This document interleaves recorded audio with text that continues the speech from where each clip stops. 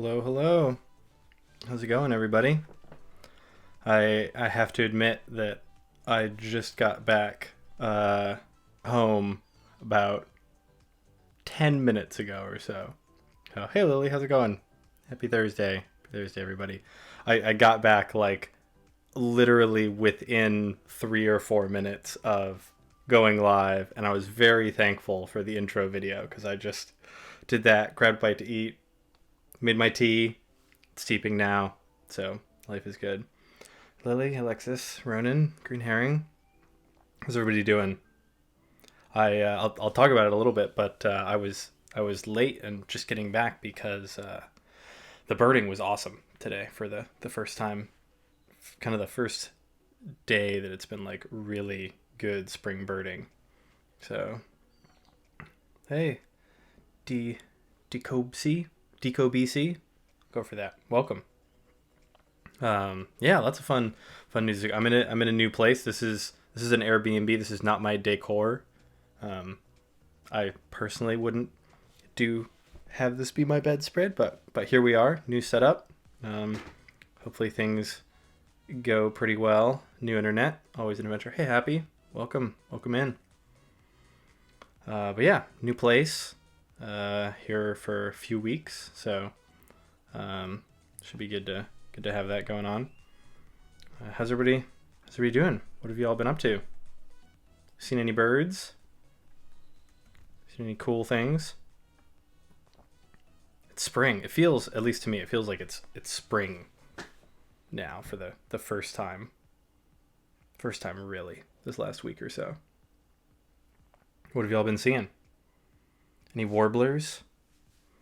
Any other thing? Second ever fallout this morning. Oh, very cool, Lily.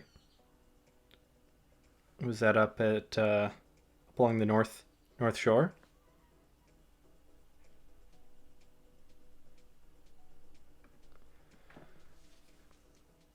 What else we got? Snowy and windy. Oh, I'm sorry, Happy. I hope it passes pretty soon. Didn't see any rarities this week, but Happy got some pictures. Long-tailed tit. Oh, very cool. Black-headed gull. Oh, I love gulls that get that pink bloom on the torso this time of year. Blackheadeds and laughings and franklins and all that. Nahant. Oh, very cool. Nahant thicket. Was it what was in that lily? There was definitely a pretty cool set. I should make sure to pull that list up when I'm going through settings. Remind me there was some pretty cool stuff that happened in the northeastern U.S. this week. Should highlight.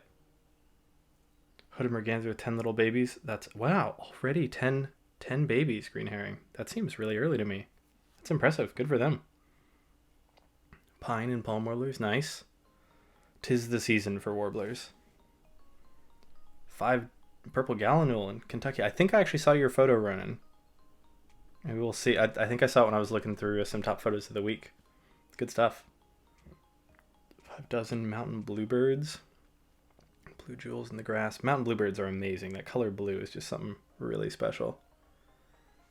Yeah, Happy. Newfoundland is crazy right now. We'll definitely look at that. All the European folks will be like, yeah, but for us, super cool. We walked all of Nahant. Oh, wow. 100 hermit thrush, golden crown canids, ruby crown canids, 80 brown creepers. Wow. Yeah, I would love to see that report, Lily. Really cool. That sounds like a fun day.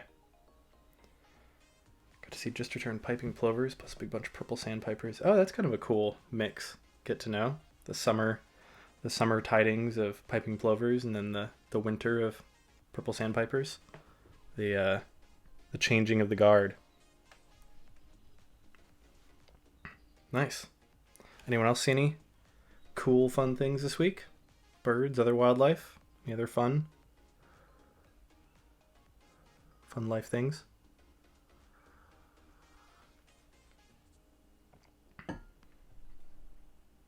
Sounds like a good week. It's gonna be. I'm really excited for May, especially. I think most of the folks watching here are North America or EU. It's definitely May. I think is such a fun time in those places, so that'll be great. Common terns have finally arrived at local nesting site. Nice. Yeah, a lot of tern migration here in Texas the last couple weeks. It's definitely really exploded, which is fun. Black terns are already back here. Yeah, so I guess I have some videos to show for the week per usual, but there's some fun. What other fun things happened? Slovenia just got their first record long-billed dowitcher. Happy, you're spoiling the sightings of the week. You're one step ahead. That's awesome. Nice Maya emote, Happy. I like that emote. Bit late compared to last year. Yeah, it's interesting to hear you say that, Alexis. It here in Texas, it's felt about a week behind compared to last year. I was in the same spots, pretty much same area, and yeah, it's felt as though it's about a week behind today. So yeah, I guess I'll start with, for me at least, the reason why I was here like 2 minutes before it started is I was out, worked, and then after work went out, and here on the coast, can show it here. I know I've talked about it before, but I'll talk about it again. So let's pull up. So here we are. We're looking at southern U.S. and Gulf Coast here. Actually, move my camera. So put it up here. So this is this morning. So let's look at last night. So basically what happened last night was birds left the Yucatan Peninsula with this nice tailwind flying up here. And as they crossed the Gulf, then the winds changed to be north or northeast, and there were some thunderstorms. So, but since they left last night, it takes a long time to fly across. So they just started arriving here in the afternoon. So I started birding at like 2, and there wasn't much going on. But then by like 5 or 6 or so, even with just these east winds, there was a ton of stuff. So I like walked this loop and didn't have too much, and then walked the loop again. And on the first loop around, I mean, I still had 8 species of warblers, which was wonderful. But the second loop had like 20 indigo buntings, 5 painted buntings, 14 species of warbler, black-billed and yellow-billed cuckoos, Cadian flycatcher, eastern wood pewee, orchard and Baltimore orioles, all things that literally I hadn't seen all spring, even an hour before, on the same trail. And then it was like doing that loop one more time, all of a sudden everything was just arriving. So it was pretty cool, and excited to see. Hopefully things will be more on track. But yeah, so I left all that to come back just to make sure I was here for stream. So it's yeah, it's got to be a good stream then, right? Give up on that. It's gonna be fun. I still can't believe 3 weeks behind. That's pretty remarkable, Alexis. Yeah, 1 or 2 weeks. Tico. But yeah, so for those who are still waiting, for those for whom it might still be cloudy and windy, I can say that even just today, the difference between this morning and this evening here in coastal Texas, things are happening. So today was first day. It had more than a dozen species of warbler, so they're about 15 or so by the evening. Some of the later season stuff arriving too. Yeah, so it's fun. Kentucky warblers back, worm eatings coming through, Swainson's thrush, veery, wood thrush, things that haven't been around as much. So it's happening. This year's been weird. Lots of stuff seems behind, but a ton of new early dates as well. Lots of early purple martins, great egrets come in turns. Huh, that's interesting early.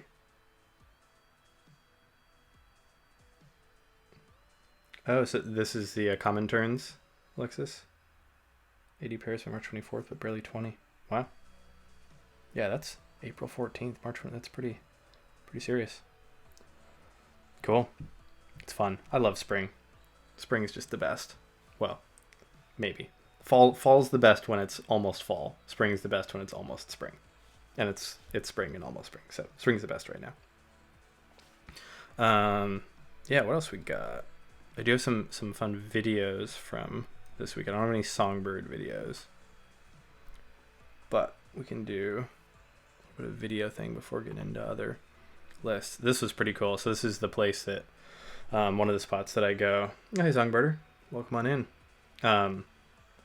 That I go for shorebirds pretty often, and when you're looking for shorebirds, this is actually something that usually is a little bit annoying because for folks who are used to looking for sandpipers and plovers and stuff, when you see the peregrine falcon, that usually means you're not going to see any more sandpipers and plovers pretty soon. But this bird was just hanging out on this log and just totally tame, giving me a little bit of stink eye here, but pretty cool. They're just such an epic bird. I don't know. It's one of those, people can say like peregrine falcon, even bald eagle, people can say that those are like cliche or something, but man, they're just such incredible animals. Just look at that thing. It is so cool. So I really enjoyed that. That was one of the best looks best experiences I've really ever had with peregrine. So that was really fun. And the shorebirds themselves were a lot of fun. There's a lot of, I really like this time of year where everything is kind of transitioning from winter to summer plumage. So almost everything in here is the same species of shorebird that there's been a lot of. Hey Seth, welcome in. Does anybody know what species we have looking at here?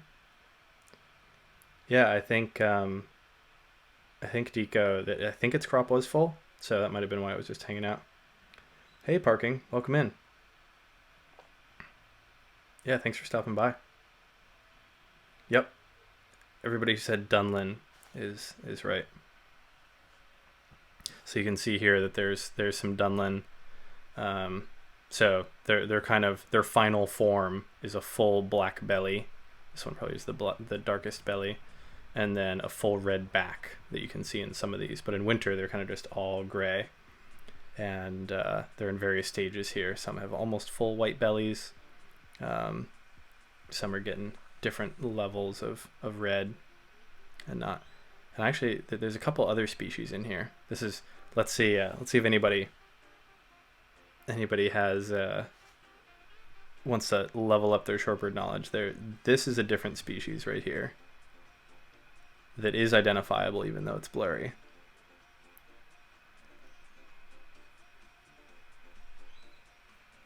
This is, I'm just going to do one try here. That or this. This is another species that I think is identifiable.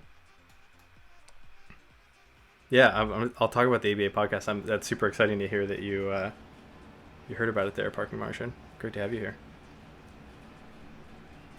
So here we have, these are some next level things. So this is a western sandpiper here. You can make out a little bit of its reddish cap even, and its reddish back, and then that big gray one was a willet. Oh, you can't see my cursor. Oh, I'm sorry. My bad. Yeah, there's a willet in the back. I have two monitors, and sometimes like I think I'm seeing my cursor mirrored on one and not the other. Thanks, Lily. I'll make sure to check on that. But yeah, so western sandpiper is here in the front, and then there's actually the short-billed dowitcher is here as well. One that hops there for a moment, and then willet as well. And here's another kind of shot of the flats. It's pretty cool to see. So there's more western sandpipers here. These little, they're kind of like mini Dunlin in my mind, so without black bellies. They have kind of the long decurved bill, reddish on the back, short-billed dowitcher coming in, and then several willets. And these are all, everything we're looking at here is western willets as well. So there's two different subspecies, and the western willets are larger and grayer. There's also some marbled godwits in the back here, black skimmer, a bunch of different things. Oh, Seth, thanks so much for the sub. Oh, cool, and you're the first person to make my my new sub kite animation appear. So thanks so much. Thanks for the prime. But yeah, the shorebirds, I just love shorebirds. I'm so excited to do a shorebird tier list. I'm probably going to agonize over it though. I have to admit, so folks who were here, and if you weren't here a few weeks ago, we did a tier list. So basically a ranking of all of the gulls and terns, but I wish it kind of just been the gulls. And we did waterfowl a couple months ago too. And I have to, it's really fun. You go through and you kind of rank them into different, which one's better than this one. And it's all totally subjective. So it's hilarious in my mind, at least. But I feel guilty now. I'll be out birding and I'll like see a bird that I like put under another one, and I actually like feel bad. Oh, I saw a gull-billed tern, and I was like, man, I should have put gull-billed tern higher. I just love gull-billed terns, and like I feel like deep-seated guilt now. I'm gonna have to like do it once every year. Be interesting to see how consistent I actually am. Dolphin gull, Alexis. I just did North America. Just yeah, just U.S. Canada, Alexis. So I didn't even do Eurasia or South America or anything like that. But it's hard enough already. But anyway, it's pretty fun. But yeah, I'm definitely gonna do shorebirds sometime. I think I'm gonna do warblers in the next couple weeks. So I'll figure out a date for that, and I'll post about it and share that out, because I think that's gonna be a really fun one. I think Chad will enjoy that too.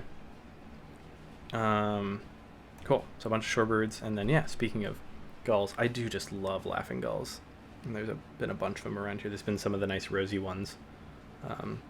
You were saying, Alexis, that you were seeing with black-headed gulls. It's pretty good. Ah, such a nice bird.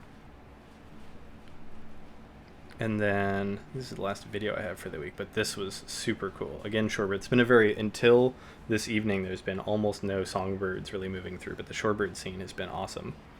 And one shorebird that I've never had good photos of before is this one.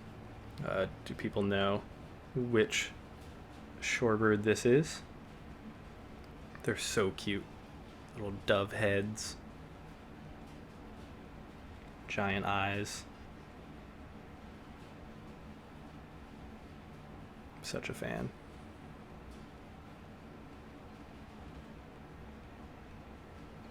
Oh, Bedio, thanks so much for the sub. I appreciate it.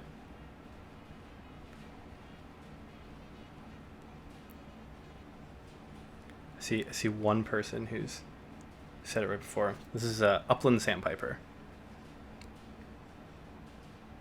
And I'm just a huge fan of them. They're really, I don't know, to me they're this kind of cool, different. They're the only sandpiper in their genus. Bartramia is the genus, and they're pretty cool. They breed all the way through grasslands, North America, all the way up to Alaska. They actually breed even on the tundra, the edge of the tundra, and they have this really tiny head, big body, and really, really cool. Amazing songs. Oh, that's awesome. You got good audio recordings last year, Songbirder. And one of the things that's kind of cool, because they are this own, yeah, like you're saying, get to know, such an interesting shape. They've had a bunch of different names over the years, because people didn't really know so they were originally called Bartram's plover way back in the early 1900s, I think it was. And then it became Bartram's sandpiper for a while, I think early to mid 1900s, and then now it's Upland Sandpiper, but it still has the Bartram in Bartramia in its Latin name. And I drove around some ag fields and found a flock of about 60 of them feeding there, so that was super exciting. Such a cool critter. So anyway, that was pretty fun. Does anyone remember the goals that I set? The bird, we all set some goals at the end of last stream for what we're going to do this week, and I don't remember mine. I think one of mine was about shorebirds, and I think I saw a bunch of shorebirds. Does anyone remember what any of your goals were? Did you make your birding goals this week? We should figure out. I should add that as like a new part of the segment, like start off with birding goals. Goal was cinnamon teal. Oh, I'm sorry, Lily. Maybe this week. Well, we got to see what the themes are for this week, and then go from there. Oh, that's very cool, Rob. And you're breeding Regalis squares. That's super fun.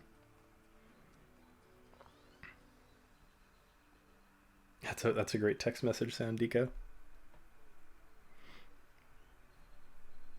Okay, well, I don't remember my goals, but I think they were shorebird related. So if they were 15 shorebird species, then I did get that.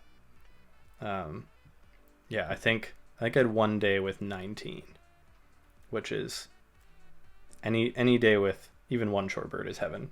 But once you get over like 10, you're doing great. You're over 15, amazing. I think my one day record. I've had some days with 24 or 25 in August in Massachusetts, and in May in China.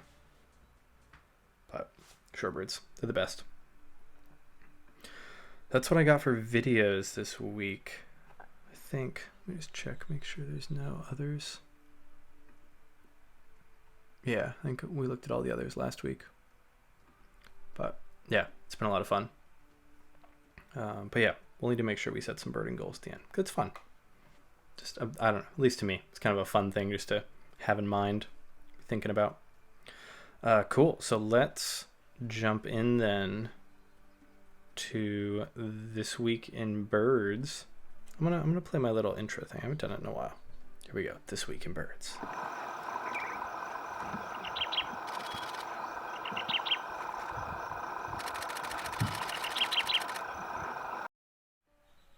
Wow, aren't we fancy? Cool. So let's see what we got. We'll start off with the lifeless. So for folks who may not be familiar with this, and I am seeing a bunch of new names today, which is exciting. Usually start off by having this be a good chance to go through kind of birding memories. So if you click that link just posted in chat, it'll show you the list of birds you've seen according to eBird on this day for your whole life. Which is kind of a fun way, at least for me, just to remember where I was and what things were. So again, this is the same area that I'm in this year. So we were talking about being a couple weeks or a little ways behind. So this will be a good way to start off and just see what we had last year. Yeah, nighthawks, had both species of nighthawk by this time last year. Haven't seen a single nighthawk yet. I should definitely be in. Eastern wood pewee, yeah, had one Acadian and one wood pewee today, and those are the first ones I've had. I've only had like 2 red-eyed vireos yet all season. I've had 2 Swainsons, 2 woods. Today was first day with any Orioles. Had 30 last year.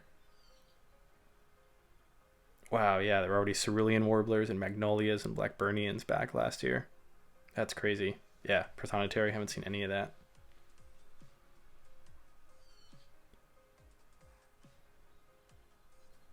Pretty fun.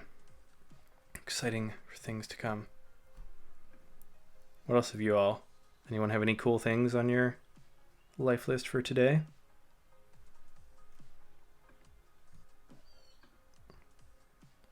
Let's see what else we got. Oh yeah, this was really cool. This was something unlike. I think we had one other day where this flock stuck around, but there was this one field that was amazing that had hundreds of buff-breasted sandpipers in it for a couple of weeks. It was just like the perfect grass sandpiper field. I think there were hundreds of goldens one day as well. It was really fun. We got pair of red crossbill in 2013. Oh, that's cool. 21 indigo bunting. Nice. Oh, here's the least trip report. Excited for this. Nahant. Nice. I never really had a great day in Nahant. Ah, look, the Venture Sky screenshot. I love it, Lily. So good.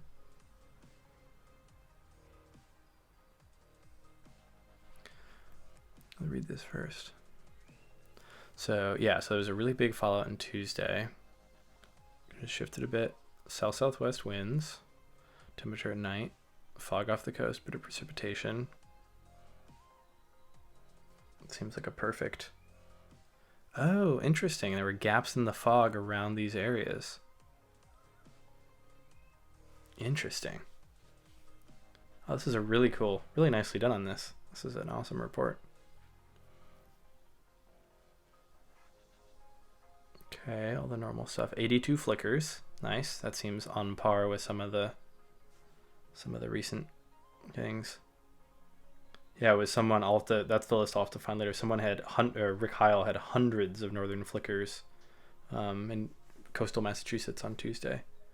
Wow, 120 ruby crowns, 140 golden crowns, 61 creepers, 105 hermit thrush.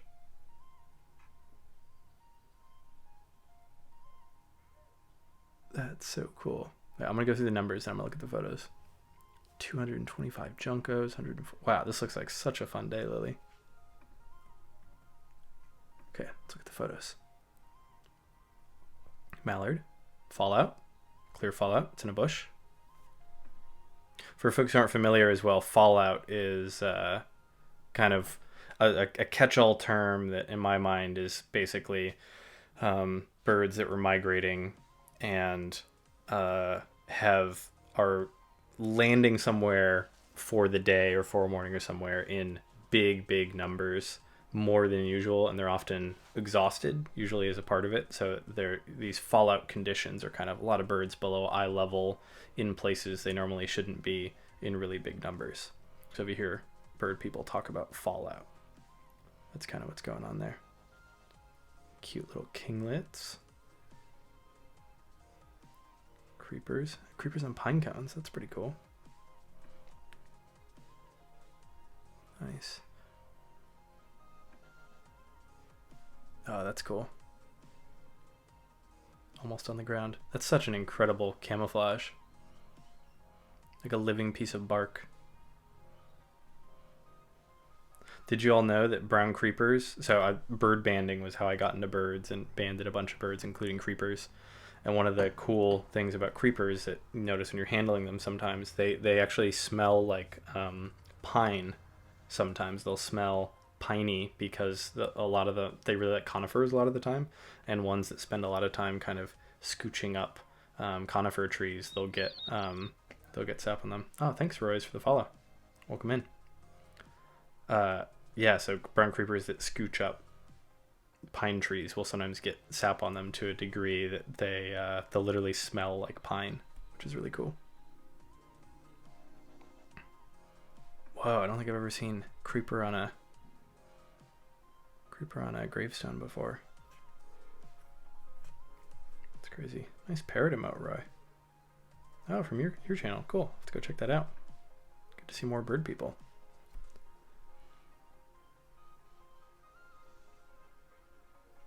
Wow. Hermit thrushes are so adorable. Hermit thrush on the rocks. That'd be a good name for a drink, I feel. A hermit thrush. That's really cool.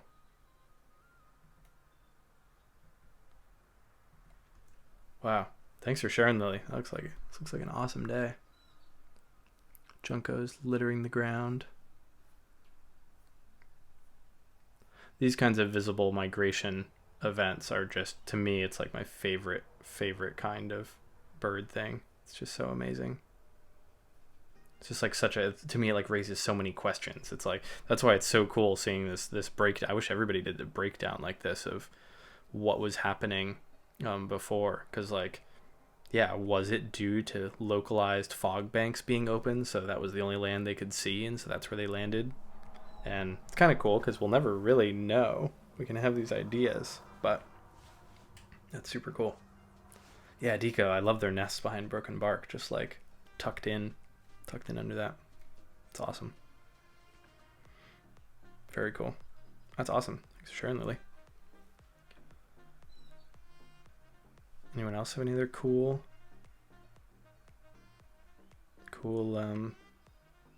things from today or any other year ago today? What else you got? Kingston Point. Bunch of New York birding. Oh, Italy. Where is this? Bosco di Tinali. Remember this spot. Any other things this day? No. Interesting. This is one of the weirdest birds to me that's in Italy. Where is it? This. So this is a babbler, I guess it is. I thought it was a laughing thrush. Interesting. It's an Asian species that lives in Himalayas. Basically, this is where it's native to, but it's introduced in Japan, in parts of Europe. I don't know. I wonder, Alexis, have you ever seen them in France or anywhere? And then in Hawaii. But it's this beautiful bird that's native to the Himalayas, but is found other spots elsewhere. It's bizarre seeing them. Oh, nice, Alexis. That's awesome. Yeah, I think they're really cool birds. It's just very jarring to see them. It's one of those strange kind of introduced species. Great name, red-billed Leothrix. Oh, very cool. I was hoping some of these would have photos. I always like old photos. 2017, working up a very suburban house to a lot of northern Perulas mixed in with some Nashville blackball tanager. Wow, that's incredible. That sounds amazing. That's an awesome set of species for this early too. That's super fun. 2017. That's the kind of stuff you want right out your window. And then Spain in 2008. Oh yeah, here's a few photos. Terrible photos. You ever look back on photos you took a long time ago? Like, I remember getting this photo, and I thought it was like the greatest thing I'd ever done in my life. I was like, yes, I've finally conquered bird photography. I've done the coolest thing. This is going to be on the cover of like National Geographic. Now I look back on it, 14 years later, and it's not necessarily magazine cover worthy, but I still love it. Every bird photo is fun.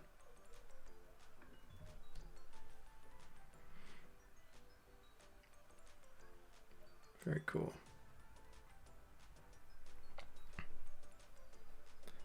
Yeah, same. Yeah, Bobbert McFly. Things definitely change over time, for sure. One pick of the red-billed. Oh yeah, cool bird. Oh, this is actually a young one. Definitely feels like it's like a young one or a female or something. It's much drabber than used to. I didn't think they were dimorphic between the males and females, but that's cool. Very cool. Cool. Anyone else have any other fun things? Yeah, maybe larger gape. I'm not sure because I think, yeah, normally they have this golden crown and a lot of this going through there, and yeah, a fully dark bill and gape. So this must be a young one. Red bill, pale gape. That's really cool.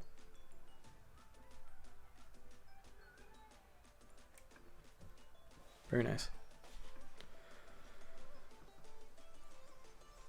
Cool.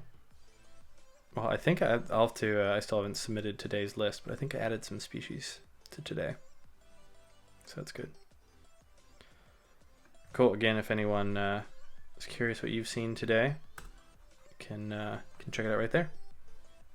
Cool. So after going through birds from today, what we normally do is pop on over to birding new, or actually we do top photos of the week and then go to birding news. So top photos is always fun. So here we look at, oh, and I think I haven't refreshed it for this week. I think this was last week's. Or no, it's not. No, we're good. One of these is just the same kind of thing. Yeah, so this, I'm very confused. Are these new? Oh yeah, here we go, 11 April. Okay. Yeah, so these are out of the 238,000 photos that people have added to their eBird checklists in the last 7 days. These are kind of the ones that were the top rated in eBird in the Macaulay library from folks. 4x zoom, went to 16 optical. Yeah, once you do optical zoom. Phone and telephoto, that'd be interesting. Parents' attic found prints from a roll of film. Nice. You should digitize those, Seth. Those would be fun. So I'm actually curious out of here for anyone here who takes pictures of birds or takes pictures in general. Um, have you ever taken a film photo? If you do photography today, have you ever actually wait? This is a perfect use of a poll.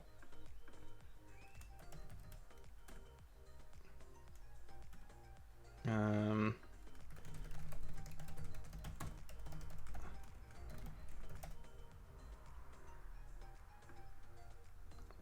okay, so I'm just genuinely curious here, if people have or have not taken a film photo, because I have never taken a photo on film, and I've always wondered if that's like just me or or everyone or everyone else. I just got into it after that. It was in the very early stages of digital, but film was always a big enough obstacle to me that I never have. Okay, so far we're 50-50. Okay, more people have taken film. Wouldn't really want to go back. Film was a pain. There's something to me that like feels, I don't know, the like there's some cachet about film that like feels cool conceptually in my mind, but I think the reality of it and the expense, from what I've heard too, not even I'm sure I've taken Polaroids with friends and stuff, but like never of birds. Okay, I'm in the minority. Yeah, most people have taken film photos. Interesting. Good to know. Yeah, I think to me too, I'm definitely just like there's no failing here, Kat. It's just curious, kind of from folks who are photographers, if you take if you've used film before. But yeah, I think too, like I'm just so, yeah, like you're saying, get to know the ability to take as many photos as you want. I mean, I have in my Lightroom, when we looked at it and did the editing stream a couple weeks ago. I have 216,000 photos in my Lightroom, and it all fits on. Where's my hard drive? I just have a few of these, and I have 9 terabytes of photos now, but I can carry them with me wherever I want, edit them, do whatever I want. Oh, early-ish Kodak point and shoot. That's fun. Anyway, photography is pretty fun. Let's look at some of it. Yeah, like I think I forget who it was saying they knew Ezra. Yeah, you, Rob. Super cool. This photo is amazing. Like, really amazing. I forget if we looked at. I've definitely looked at this and talked about how amazing it is. I can't remember if it was on stream last week, or if it was just with another friend. But so cool because they'll like hover Glean in front of stuff and actually getting this photo and getting it sharp like that. That's super amazing. Super amazing. Yeah, keynotes are hard to get photos of in general, much less like that. Okay, I'm just repeating myself. Bear with me. This photo is awesome. I am such a sucker for photos that show some like piece of epic habitat, and the bird as well. Look at those feet. Those things. I wonder how big those actually are. Like, those could be close to human hand size. Condors are gigantic. Hey, California. Welcome in. Good to see you.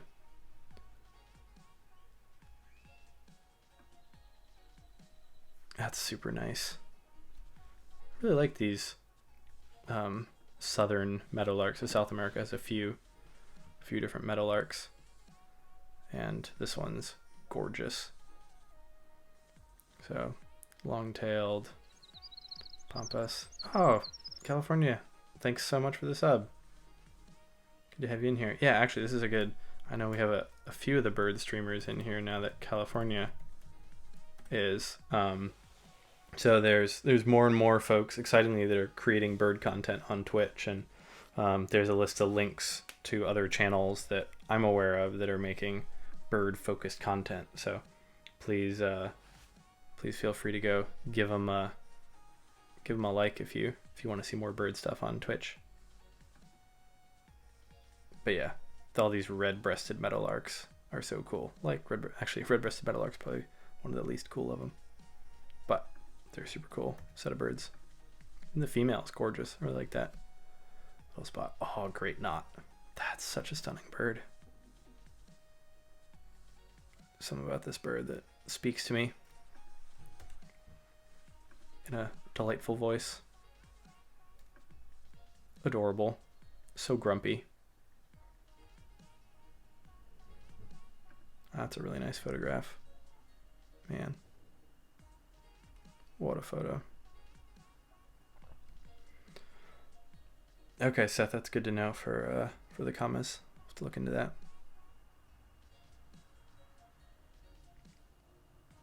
Let's see what else we got here. Oh, that's a beautiful shot. Let's see, is it? Actually, I don't remember. Yeah, so this is one of my favorite Easter eggs in Merlin that it was actually, so it was a friend of mine who originally authored this lovely little limerick, and then it made its way into here, and it's, to me, just a delightful little, the world needs more little fun things like this. But shout out to Jacob Cooper for originally writing. He wrote the full song. I have the lyrics somewhere on my computer from like 10-15 years ago of the full "You Are My Sunshine" rewritten to "You Are My Sunbeam." But it's pretty glorious, and it's a glorious bird. Really pretty. Oh, these birds are so cool. Grass wrens. This set of birds in Australia that they're all like very, very localized. Really just stunning. They're just so stunning. And so like this bird's world range, it's only ever been eBirded 180 times, and that's its world range, just like 3 places basically. But they're so cool. And there's a bunch of these grass wrens, and they're all really rare and localized, and amazing. That's cool. What else we got? Oh my god, that's adorable. That is okay. Which one are you? Which one of the owls are you? 1, 2, or 3? Put 1, 2, or 3 in chat. Which one of the owls are you? 1 starting on the left. Lexus is 3. I feel like depending on the day, it could be 1, 2, or 3. I feel like the second that stream's over, I become 3. And I try on stream to be 1 or 2, whichever one it would be. I like 1. I love 1's face. Just like peeking around the corner here. That's fantastic. This is such a great photo. What a mood. That is definitely a mood. And we got a lot of 3s. Chat's full of 3s. That is an awesome photograph. I love the nest location in the saguaro. That's super cool. Oh my god, speaking of super cool. Wow, what a photo. This is one of the most epic birds on Earth in my mind. Like, look at this thing. Ornate hawk eagle. They just like, look at that. Like, I don't even have words. I don't even know what words to use. It's just the most incredible combination of stunning and epic. Epic, like, more than anything else. Like, how does this exist? The other thing that makes them even cooler in my mind is one of their favorite prey is monkeys. And so they're actually pretty specialized to like fly through the subcanopy of tropical rainforests in hunting monkeys off of trees and branches. I've seen one kill a squirrel monkey before, which is pretty crazy. Deco, they're throughout parts of the tropics, neotropics. So they make it as far north as Mexico. I mean, they come pretty close to the U.S. They're pretty scarce up here, is my understanding. But they're not that uncommon in parts of Amazonia, and they're all throughout. A lot of Amazonia here. A lot less in eastern Brazil as it gets fragmented, but they're really cool. Yeah, monkeys. Not making it up. Monkeys are real, and so are ornate hawk eagles. Let me see, I might have photos of in here with, here we go. Might be a little bit graphic, but I think this was monkey fragment. It's a young one. So one of the other things that's really cool about ornate hawk eagles that we'll look at really quickly, because they're the coolest. So we have ornate hawk eagle here. So there's this other bird. I don't remember what it's called right now. Gray-bellied hawk. So this is the adult form of it. It's just kind of like a big goshawky, like there's a lot of accipiters like this, several species in the neotropics. The closest one is bicolored hawk that looks very similar to gray-bellied hawk. But this is what they look like when they're adults. When they're young, does that look familiar? They look almost identical to ornate hawk eagles. And my understanding is that it's thought to be adaptive mimicry. So basically, the ornate hawk eagle, nobody really messes with this. These are like the total, one of the absolute lords of the forest. And the gray-bellied hawk, by looking like an ornate hawk eagle, then has less things messing with it. It's more dominant kind of in the whole ecosystem, is my understanding of the theory behind it. But it's just so, and these are totally unrelated. Like this is a hawk eagle. It's a totally different genus, totally different set of birds. And this is an accipiter that is like related to Cooper's hawk and sharp-shinned hawk or Eurasian sparrowhawk. And the resemblance is unreal, like even down to like the pale white flecking on the upper wings. It's just amazing. And then again, this is what they look when they're young, and then when they're adults, they're just completely different. So I remember when I first learned of that, it blew my mind. So hopefully it blows at least one person's mind here. God, that's such a cool bird. Oh, I love the name. It's Eagle Peak.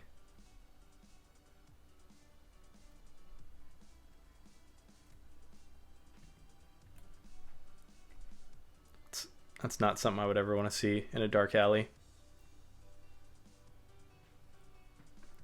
Young ornate, they're kind of cool. I do like the white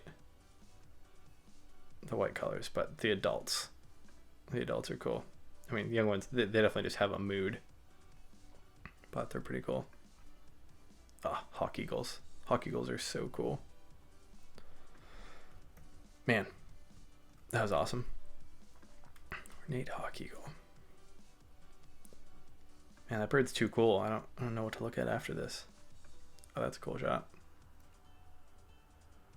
That's a hard photograph to get. Good for Blair. More great knot. Some good stuff here. Oh, this is another cool bird. Some really cool birds of prey in the world. Black falcon. This is an interior Australian species. It's pretty cool. Imposing. Oh, we had another mood. Birds are feeling moody this week.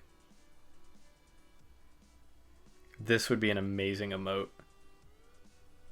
And this is Mason. He's actually in chat sometimes. I don't know, Mason, if you watch the VOD for this, can we use this as an emote?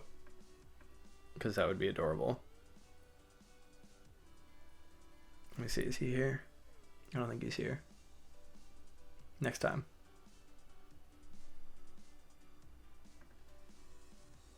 Adorable. What else we got? Oh, hermit thrush. It's hermit thrush season. Nice great gray. Such a pretty bird.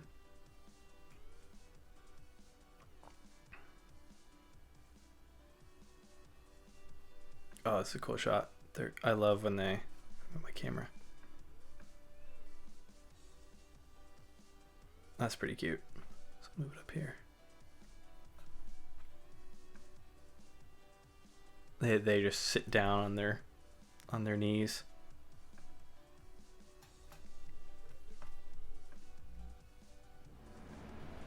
That's a really cool bird though. Beach thickney. I'm a big fan of it. They're gigantic. Mason said, "All right, Lexus, awesome." That's the one thing I haven't done. I haven't made emotes yet. I need to do that. Lesser kestrel. That's a really pretty bird. These are really cool too. For folks who haven't seen them, they nest in colonies a lot of the time, and so especially where I've seen it most is like towns in Spain, where there'll just be these colonies of lesser kestrels like nesting under the eaves of a building or around there. That's pretty cool. Pretty birds.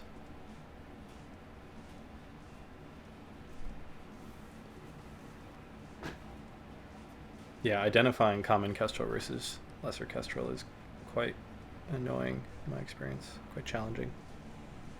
Oh, this long-tailed tits you're talking about, Lexus? Man, that is a beakful.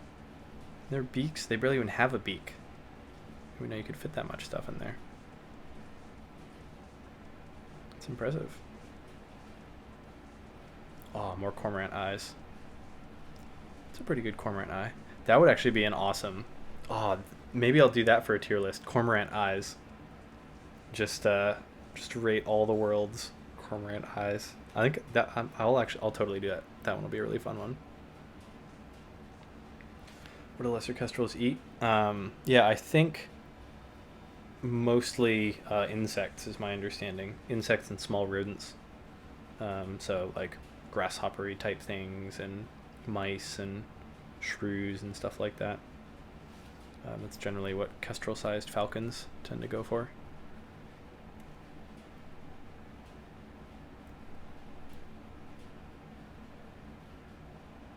Oh, here's another. We were talking about grass wrens. Here's a different one. Opalton grass wren. Not gonna lie, it looks identical to me, to Carpenterian, but I'm sure it's very rare. 164 times this one's ever been seen. I like birds like this where they're very rare globally, but if you go to the spot, they're there. Like, you just have to make the effort to get there.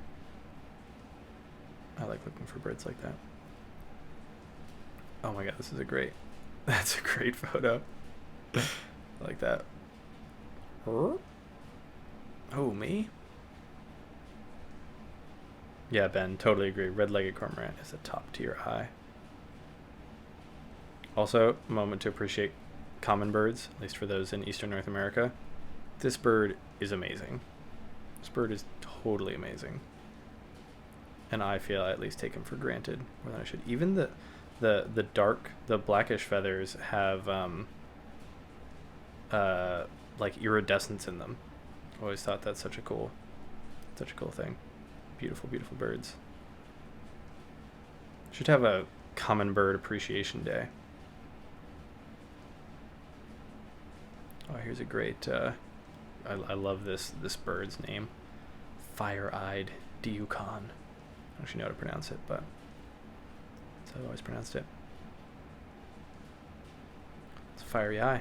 Nice clean grays. Pretty redneck stint. Ooh, Ural owl. It's a beautiful bird.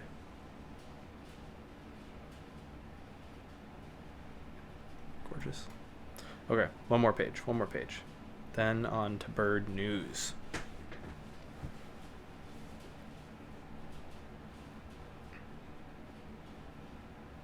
Come on. asked for too many photos. There we go. Oh yeah, have people been seeing horned grebes coming through? I know I've been seeing chatter from a bunch of friends in Midwest and Northeast that there have been horned grebes coming through. So I'm looking fancy. Or I guess for folks in Europe, Slavonian grebe. Folks didn't know this is one of the for some reason grebes and loons are one of the biggest name differences.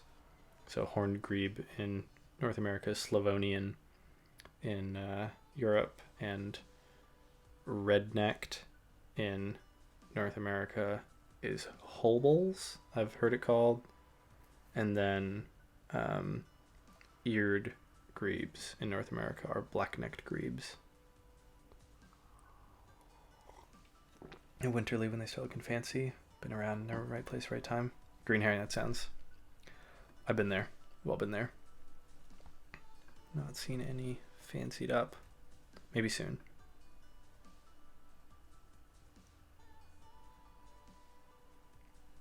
So we got, oh, there's the condor from earlier. It's the same one. Man, that's such a crazy bird. Cute little penguin. Cattle egret. Wow. It's a crazy photo.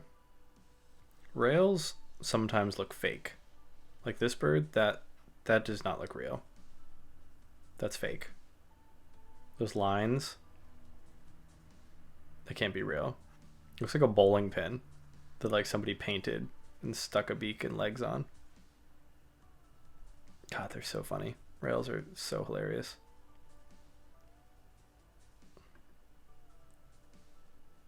It looks like a sock puppet. That's totally what it looks like. Like someone's got a hand up in there. Classic. Up. There's the peachy bloom black-headed gull. This one, Alexis. 3 warblers in a trench coat. Wow. A nice picture of a tufted duck for San Diego. That's cool.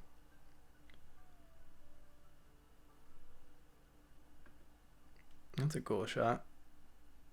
Huh, so what's going on here? It's a nighttime photograph, but there's some light in the back that's showing the pink-purple flowers. Yeah, it does look like one of Liz's paintings. Good to know. That's a good point. Cherry blossoms. It's kind of cool. Cherry plus owl. It's awesome. Cool. Okay, well, I can obviously just keep doing this, but I'm not going to. Anybody have any other cool bird photos that we didn't see this week that blew your mind that we should look at on stream?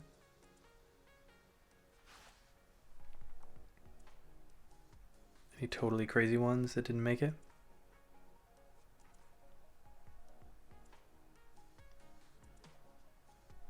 We're going to keep looking at the sock puppet for a few seconds in case anybody has one. Oh man, we're learning about a random bird. Okay, I like this. Right before the transition, it's perfect. Okay, so what I'm going to do, I'm going to go here to explore species in eBird, and I'm going to hit surprise me, and we're going to learn about whatever we see. White-collared starling. Oh, this is cool. I actually pretty sure this is Indonesian. This isn't a bird I actually really know. I think this is Indonesian. No, it's one of the African ones. Boom. Only ever been eBirded 93 times. Looks like it's a West African endemic, but interesting. It's also been reported in Angola. Beautiful bird.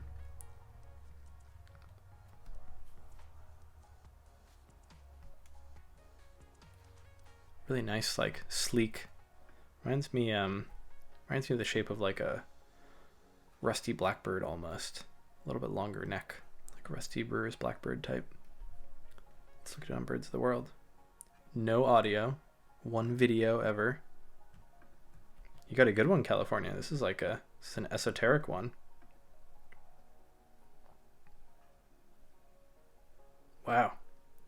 Really interesting world range. So, Northern Democratic Republic of Congo, Central African Republic, Cameroon, and then it's been seen wintering in Equatorial Guinea and Congo. Huh. Yeah, not an area that sees many birders, pizza, for sure. Open woodland and savanna. Okay, so it must be limited from that. Cool. I love that we live in a world where there's still a lot that we don't know. Like, I don't know, it's apparently common to uncommon. All I know is that it's possibly nest building in Cameroon in February to March, but no other information. That's it. That's what we got. Pretty cool. Pretty cool. Thanks, California, for the random bird. Enjoyed that.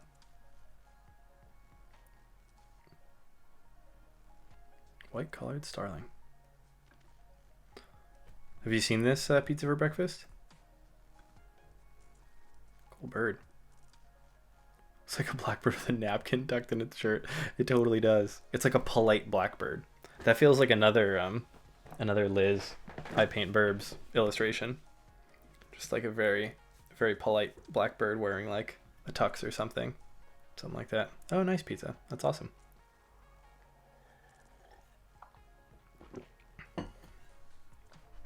Yeah, Nick's done some awesome stuff in Western Africa.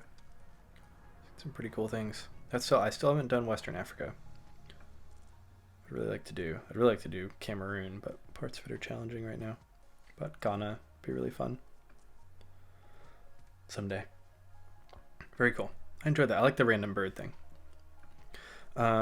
Cool. So we did photos. Now let's go to bird news. So for this, I just crawl through a variety of different birding news story places. But if you have any that you came across we don't look at, please shout it out at the end. So this one was kind of cool. First off, if you've never read Scott Wiedensaul, he's an amazing bird writer. He's written there's two in my mind that really stand out, and I'd have to. Does it link to it in here? I should have thought of this before. He's written two incredible. I'm just gonna go full cam and find it for a moment.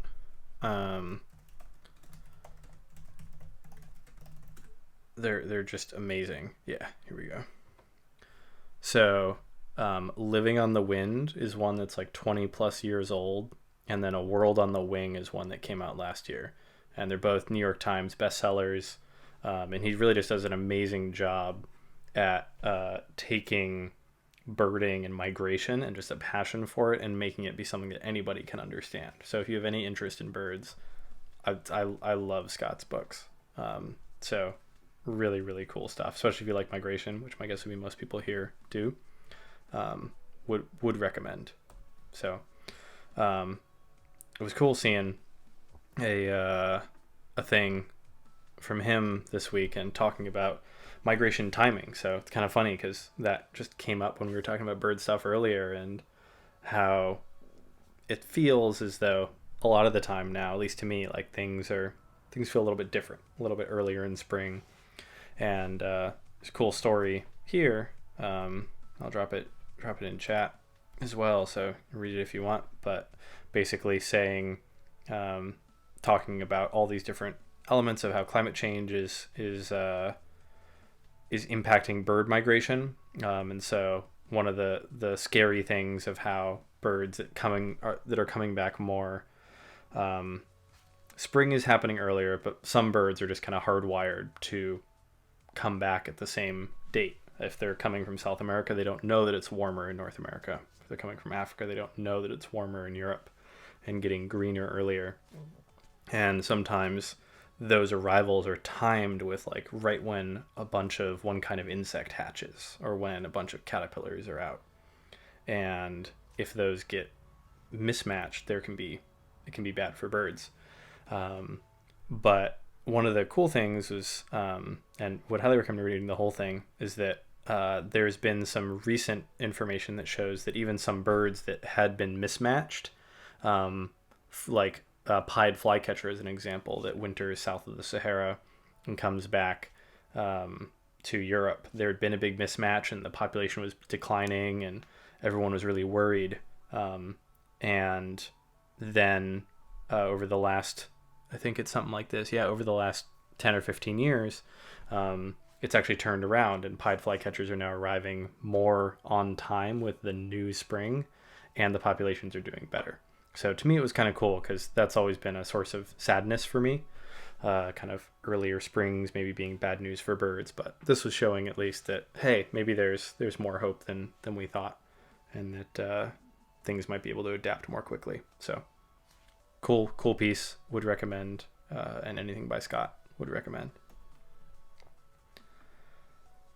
And this is kind of another cool. It was definitely a migration theme for some of these that I was seeing, and I really like this one that was pretty cool. Kind of a history of how we've learned about bird migration. And so like starting with Aristotle in 4th century BC, hypothesizing that swallows hibernated in crevices, and that birds, winter and summer residents, are actually the same birds in different plumages. So that was what, 2,400 years ago.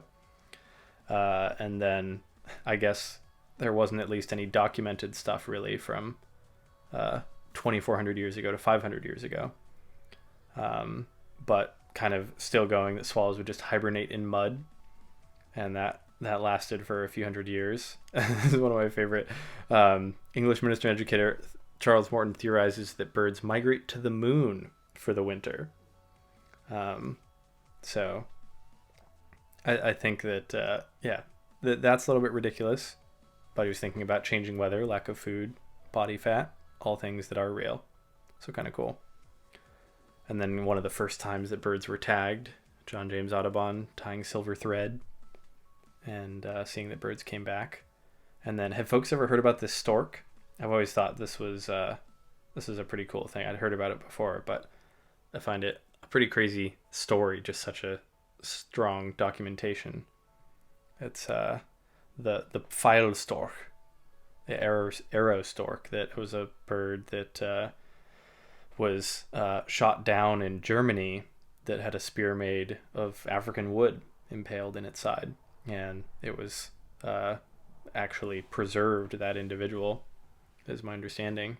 Yeah, shot down in 1822 and preserved, the first direct evidence for long distance migration of birds.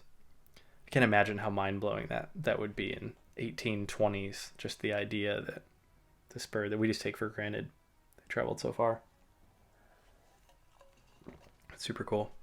And then 1880 here, first time that people saw birds migrating at night, silhouetted against the moon.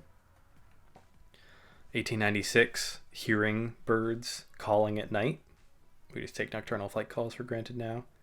First metal rings bands, 1899. Anyway, I thought this was pretty cool. And then just going through bird banding and radar, understanding more mist nets, how to capture birds better, some of the original sound technology. Now we just carry around our phones and can record everything. Pretty cool.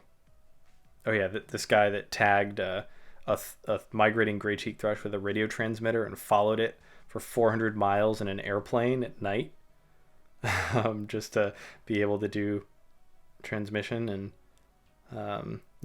weather radar in 1970, GPS tags, and then modern day stuff, being able to look at isotope analysis, GPS technology, eBird, Birdcast, Modus, all these sorts of things. Anyway, we could spend a long time, but I'm not going to go through all of it since it's pretty detailed. But another really cool. I really like both of these stories this week. I also really love migration, but pretty cool. The the last one was pretty cool in that I didn't realize that there is a space-based wildlife tracking system with receivers on the International Space Station. It's been around for a couple years. Has anyone heard of this Icarus before? Or is it just me?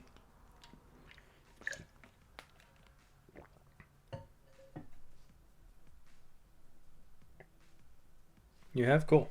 That's awesome. Actually, just realized I had forgotten one thing to add. It's actually one of the things I'm excited about. Get that next.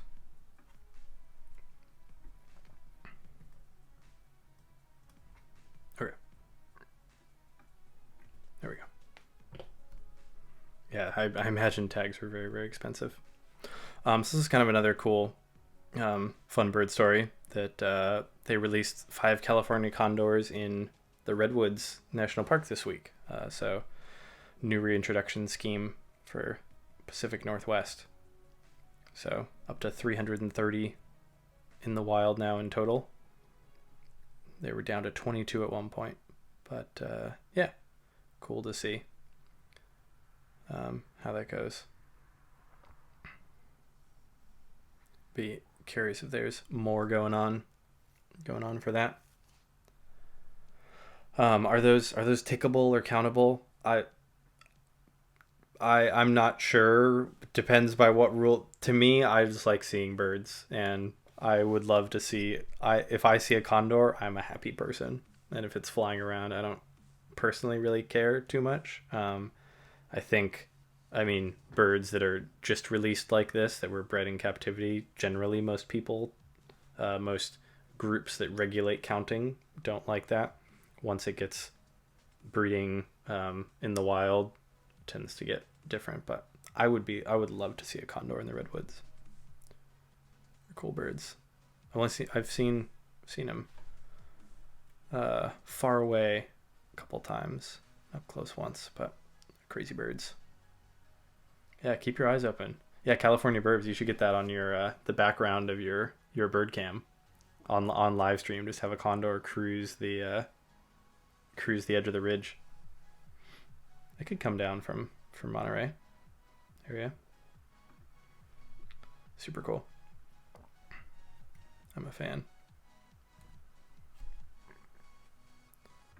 Definitely a fan. Cool. Excuse me. So that was another cool piece. And then the other fun bit of birding news that I'm excited about is that today, and I've seen a couple folks mention it already, but I'll drop a link in the chat here if anyone's interested as well. We did a fun podcast interview a couple of weeks ago with Nate Swick at the American Birding Association. And today the episode aired that talks about exactly what we're all watching, doing, looking, listening to right now. Streaming about bird stuff. So I was interviewing myself and Dr. WD40 and Liz, who's I Paint Burbs. And yeah, I'll do the bird streamers command again. So please follow them and anyone else on that list if you like more bird things. So hey, Wishwashing, welcome. Video, awesome. That's great. Yeah, I got like 40 new followers today without going live, which is usually a good indication that something else happened. So, Dika, that's awesome. It's great to hear that you all found it that way. So, studio, hey, welcome. That's great. Yeah, I'm hoping it'll be an exciting. So to me, it's exciting in two ways. One, I think it's great just to be able to connect folks like this. And again, please go follow other bird streamers if you like bird live content. And yeah, that is a terrific emote. I need to get that in here. I guess I do have that in here. Even better. Yeah. the other thing that's exciting is, I think, hopefully, my hope at least, is that it will spur more folks to try streaming themselves.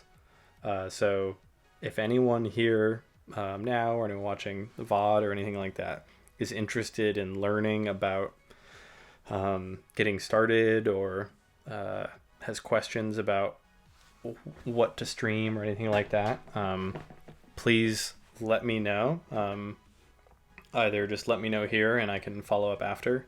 I'll just write down your name, or whisper me on Twitch, or DM me on Twitter, or anything like that. And we have a little community of folks, many of the folks that are in that list there, that we have a Discord server for bird streaming, where we're just kind of swapping content ideas and working through any tech challenges or anything like that, helping kind of promote and do stuff like that. So it's been fun. And yeah, thanks everyone who's stopping by for the first time, or watching for the first time because of that. So yeah, should be fun. And I usually do this once a week on Thursdays, and then I do some live content as well out in the field. So I had a camera issue last time, but I think I ironed that out. So fingers crossed. Awesome, Oak Moss. Yeah, it'd be great to have you in that as well. So it'll be cool to have more folks doing that. So I'm excited for that. And yeah, give a listen to the podcast if you haven't yet. And thanks to folks who stopped by. So that was fun. It was a fun day. Cool. Does anybody have any other birding news that you ran across this week that's fun? I have all the bird sighting news that we'll look at next. This is kind of the bird news in general. And yeah, Beauty, I'll follow up with you and can add you to the Discord server. I've been meaning to make a YouTube video on my setup and everything around that as well, but haven't gotten to it yet. But I'll do that soon. And yeah, and if you're new here, please consider following the stream. If you do so, up in this corner, a harlequin duck will sing, which is kind of cool. You don't see that very often. Cool. So let's pivot to the bird sightings part of things, which the first one has already been spoiled by, I don't remember who it was. I'm sorry, I don't remember, but there's the first ever long-billed dowitcher in Slovenia, which is kind of cool. First ever country records are kind of cool. Yeah, pretty cool to see this turn up there. And this is a bird, long-billed dowitcher, that is normally in North America. Where'd my map go? Tough crowd today. There we go. So yeah, normally breeds throughout a lot of parts of Arctic North America. Winters down here, but turns up in Western Europe pretty often. But Slovenia is first ever, so not in eBird. And it was cool when I was looking at this earlier. I noticed there's one in Bulgaria as well. That's the first ever in eBird for Bulgaria, at least. So at least a couple have made it over to Europe recently. Nice bird. I like dowitchers. They're nice shape, and they're shorebirds. One of the other cool ones was, oh, hey Doc, how's it going? How many followers did you get today, Doc? Did you get a bunch of folks? Oh man.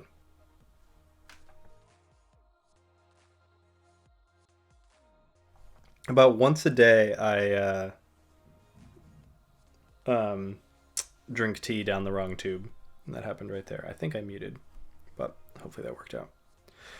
So this was pretty cool. As you can clearly see from the text right here, this is the second ever for Italy, this species. I should have these all be quizzes if they don't have it. Does anyone know what this is? This second for Italy?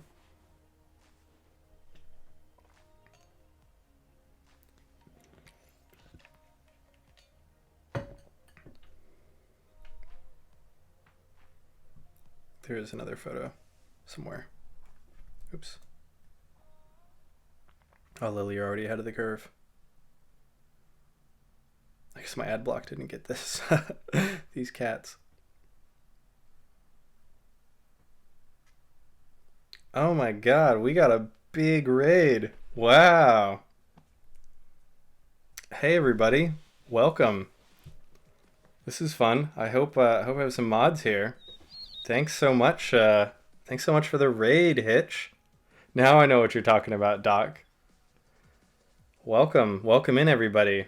We're here talking about birds. Oh my god, thank you so much, Hitch. This is awesome.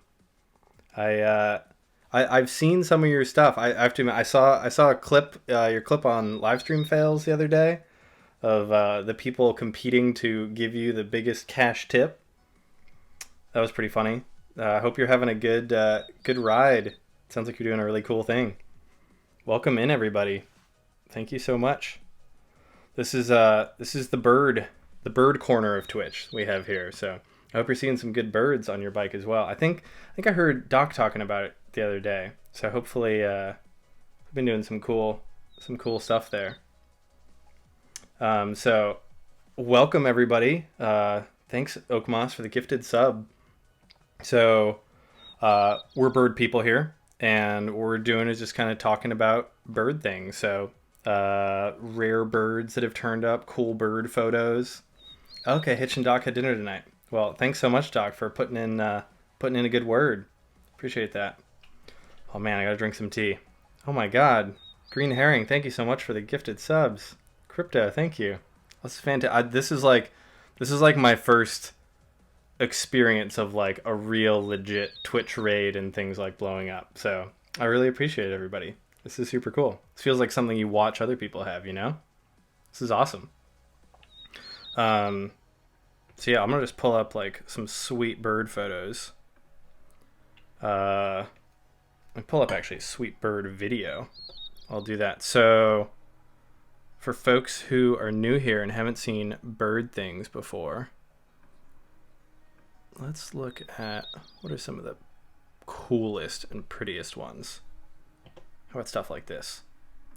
So this is a peregrine falcon that we looked at on the stream a little while earlier that I saw earlier this week. That's the fastest bird in the world. This thing flies like 200 miles an hour. And yeah, welcome to the bird gang. Thanks everybody for the follows. I'm sorry there's way too many follows to thank everybody, but it's really appreciate all of the all the follows, all the gift subs. Thanks again so much, Green Herring, for 10 gifts, Crypto for the 5. Yeah, Zidian, it's standing on a log that has really interesting stuff growing on it, I guess. This is in Texas, coastal Texas, from the Gulf of Mexico. So really cool bird. So here we go, peregrine falcon. This is actually the fastest living thing in the world. Nothing out there is faster except people and fasting. Have you ever heard Bird Song by Sweatshop Boys? I have to admit, I feel like a little bit of a hipster. I have Post. I love it. It's fantastic. And if you haven't heard it, it's probably DMCA, so I'm not going to play it here. But if you haven't heard it, it's a birding rap song, and it's hilarious. And my friend's dad actually found it and then sent it to someone else, and I'm pretty sure that I was instrumental in getting it out into the birding community. At least there was actually a birding festival that had like a party at the end of the festival, and there was like sorry, my alerts are so backed up, it's taking a while. There was a party at the end of the festival, and there was like karaoke in the party, and I rapped the full bird song in front of like many of my peers, and nobody had ever heard it before, and just like sang the whole thing and then just mic dropped at the end. It was great. It was one of the moments I felt coolest in my life, but it was pretty awesome. So these cuties right here are Green Herring. I'm not gonna put that. Maybe I should put that as a channel point redemption. I should put that as like 100,000 channel points. Yeah, follower goal is obliterated. Thank you so much, everybody. So these cuties right here are called Wilson's plovers. So these are types of shorebirds that live along the coast of kind of the Gulf of Mexico, and yeah, it's still just catching up on all these subs and everything. We're backed up for a while, but thanks so much, everybody. And so this one on the left here is the female with the brown, and this one here is the male with the black, and he's the one that does the really cute yawn. And so these birds are pretty rare and local. That they're just in a few places along the Gulf Coast and kind of associated areas in Central and South America. So they're really fun to see. And this is a beautiful bird. I don't know if we have any Oklahomans in here, but this is the scissor-tailed flycatcher, which is the state bird of Oklahoma.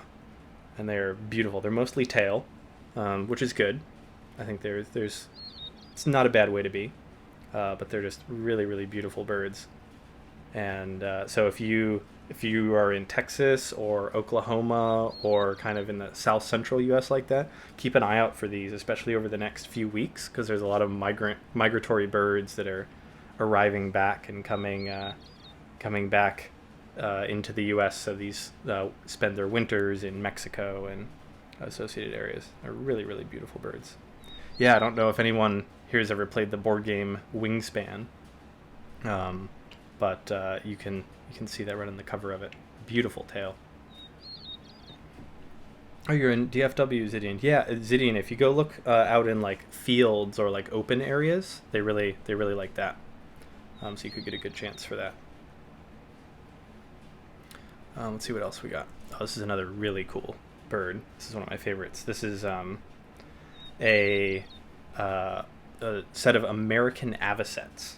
So these are a really cool group of shorebirds that have the most incredible beaks to me. Just these stunning, delicate, long beaks that are really specialized for feeding in shallow water, where they basically whisk the beaks back and forth and filter out small things, and they're just so beautiful. Yeah, do some Wingspan streaming from Steam sometimes, Okamos, for sure. It'd be awesome. Yeah, from all the raiders in here, do any of you have favorite birds? Is all this bird stuff new? Have you ever seen Doc stream anything like that, or do anything else like that? Or never seen a cool bird story? I just love birds in that I think there's something that just brings so many people together and are such a fun thing that ties people together, kind of no matter where you are, wherever you live. There's birds, and they're kind of an awesome way to experience outdoors, the natural world, everything like that. I feel like everybody has a bird story, even if you're not saying it today. Everybody has a bird story. Let's see if we can pull up some more fun videos. These. Let's see what else we got. There's all sorts. I mean, could obviously talk about birds all day, since we're doing that right now. What are some cool ones? Oh, here's a fun one. A lot of birds. Pelicans. We like pelicans. Okay. Let's look at these. So, bluebirds are favorite. Oh, bluebirds are fantastic. Big Year is one of my favorite. Big Year is a pretty funny movie. New to Twitch birding. I've been a birder since you were a kid. 60 years of birding. Oh, puzzled. That's awesome. Welcome in. Like cardinals. Cardinals are amazing. That's what I love. Like, there's so many. Cardinals are amazing. Blue jays are amazing. There's so many common birds that are widespread, but they're out there. This is pretty cool. These are some pelicans the other week that were all feeding, and you can see these incredible pouches, and just some poor set of fish in here is just getting decimated by a bunch of things. Oh, do I have verified only? Okay, let me check on that. That would actually be good. I'd love to have more people be able to chat. Thank you, Marlies. American Kestrel sighting in Photo Manhattan yesterday. I don't know, Crypto. Blue Jays and Cardinals, they have personality. I'll buy you a bird book to try and identify birds in your backyard. Very cool, Brindy. Have you seen any cool things there? Aggressive Blue Jays. Yeah, the first time you find pelicans, it's pretty striking. Okay, one sec. I'm gonna go to full cam and try and change the chat settings real quick so that more folks can chat and go from there.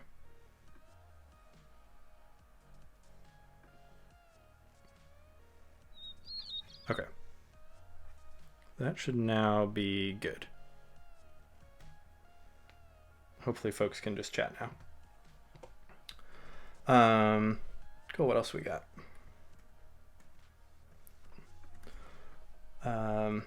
Yeah, thanks for the note on that. This is I've had like 150 viewers before, but not this many new people coming in, so I appreciate that. What else we got? Yeah, Wisconsin Pelicans. I always find it surprising. 3 minutes trying to verify. Oh, I'm sorry, 7 cents. You're free now. Freed you all. Are crows the smartest bird? A lot of birds are really smart, but crows are definitely in a group of birds that are quite smart. So there's this group of birds called corvids. So let's pull up corvids actually. What's the best way to do this? Let's go to Blue Jay here. And so Blue Jay here is in a group, so they're like it's like a family. It's actually literally called a family, but it's like a people family as well, called corvids. So what we'll do here is go through and look at all that. Painted Bunnings right now. Oh, I do love Painted Bunnings. So let's look at these corvids here. So Blue Jays, so there's all these different kinds of corvids in the world. So crows are in that as well, and ravens, and magpies, and all this kind of stuff. So there's actually tons of different crows in the world. There's some that have these crazy beaks, some that are black and white, and all these birds are all related. So magpies, like you were saying, there's things called tree pies in Asia, and in general, these are all smart birds. So one of my favorites is in Japan, I believe it is, where it's been documented. Ravens, so common ravens, will go, or actually thick-billed ravens there, I think, will go, and there will be like an open market with nuts for sale, and they'll steal nuts and they'll fly over to a traffic light, an intersection, and wait for the light to turn red, fly down to the crosswalk, put the nuts in the crosswalk, fly back up, wait for the cars to run over the nuts and crush them. Then when the light turns red, they'll fly back down again and pick the nuts up. And so they can like understand enough to know like red light, green light, understand where to put the nuts. Like they can think critically. They can use tools and all sorts of things. That's nuts. Yeah, totally. And yeah, there's a lot of really cool, and there's some really awesome jays in there. One of the other really cool birds, so we find right here, Clark's nutcracker, is really really cool. Thanks for the follow, Leviathan. I think now that it's stopped down, I can thank individual follows. Thank you, Locking. Might be too many though. Good problem to have. So this bird, Clark's nutcracker, is thought to have one of the best like spatial memories of pretty much any animal. So spatial is like, can you find your car in the parking lot? And the nutcrackers could park like 1 million cars and find all of them.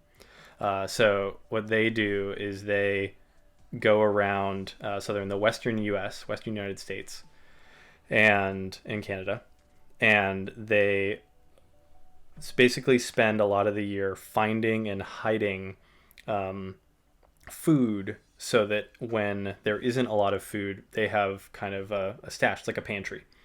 And so as a part of that, they have to remember where they put all of this. And it might be in here.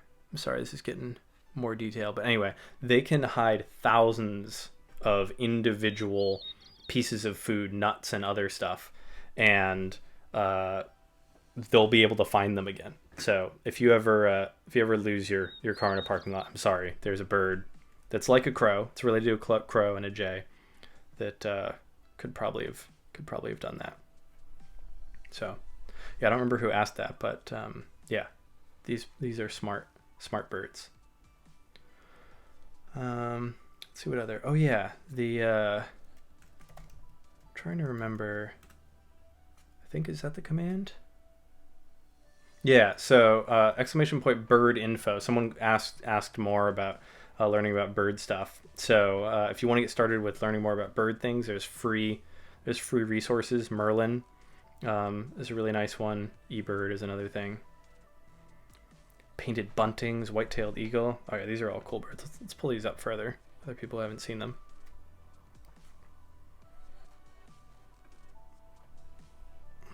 Thanks, Marlies. Thanks for stopping by.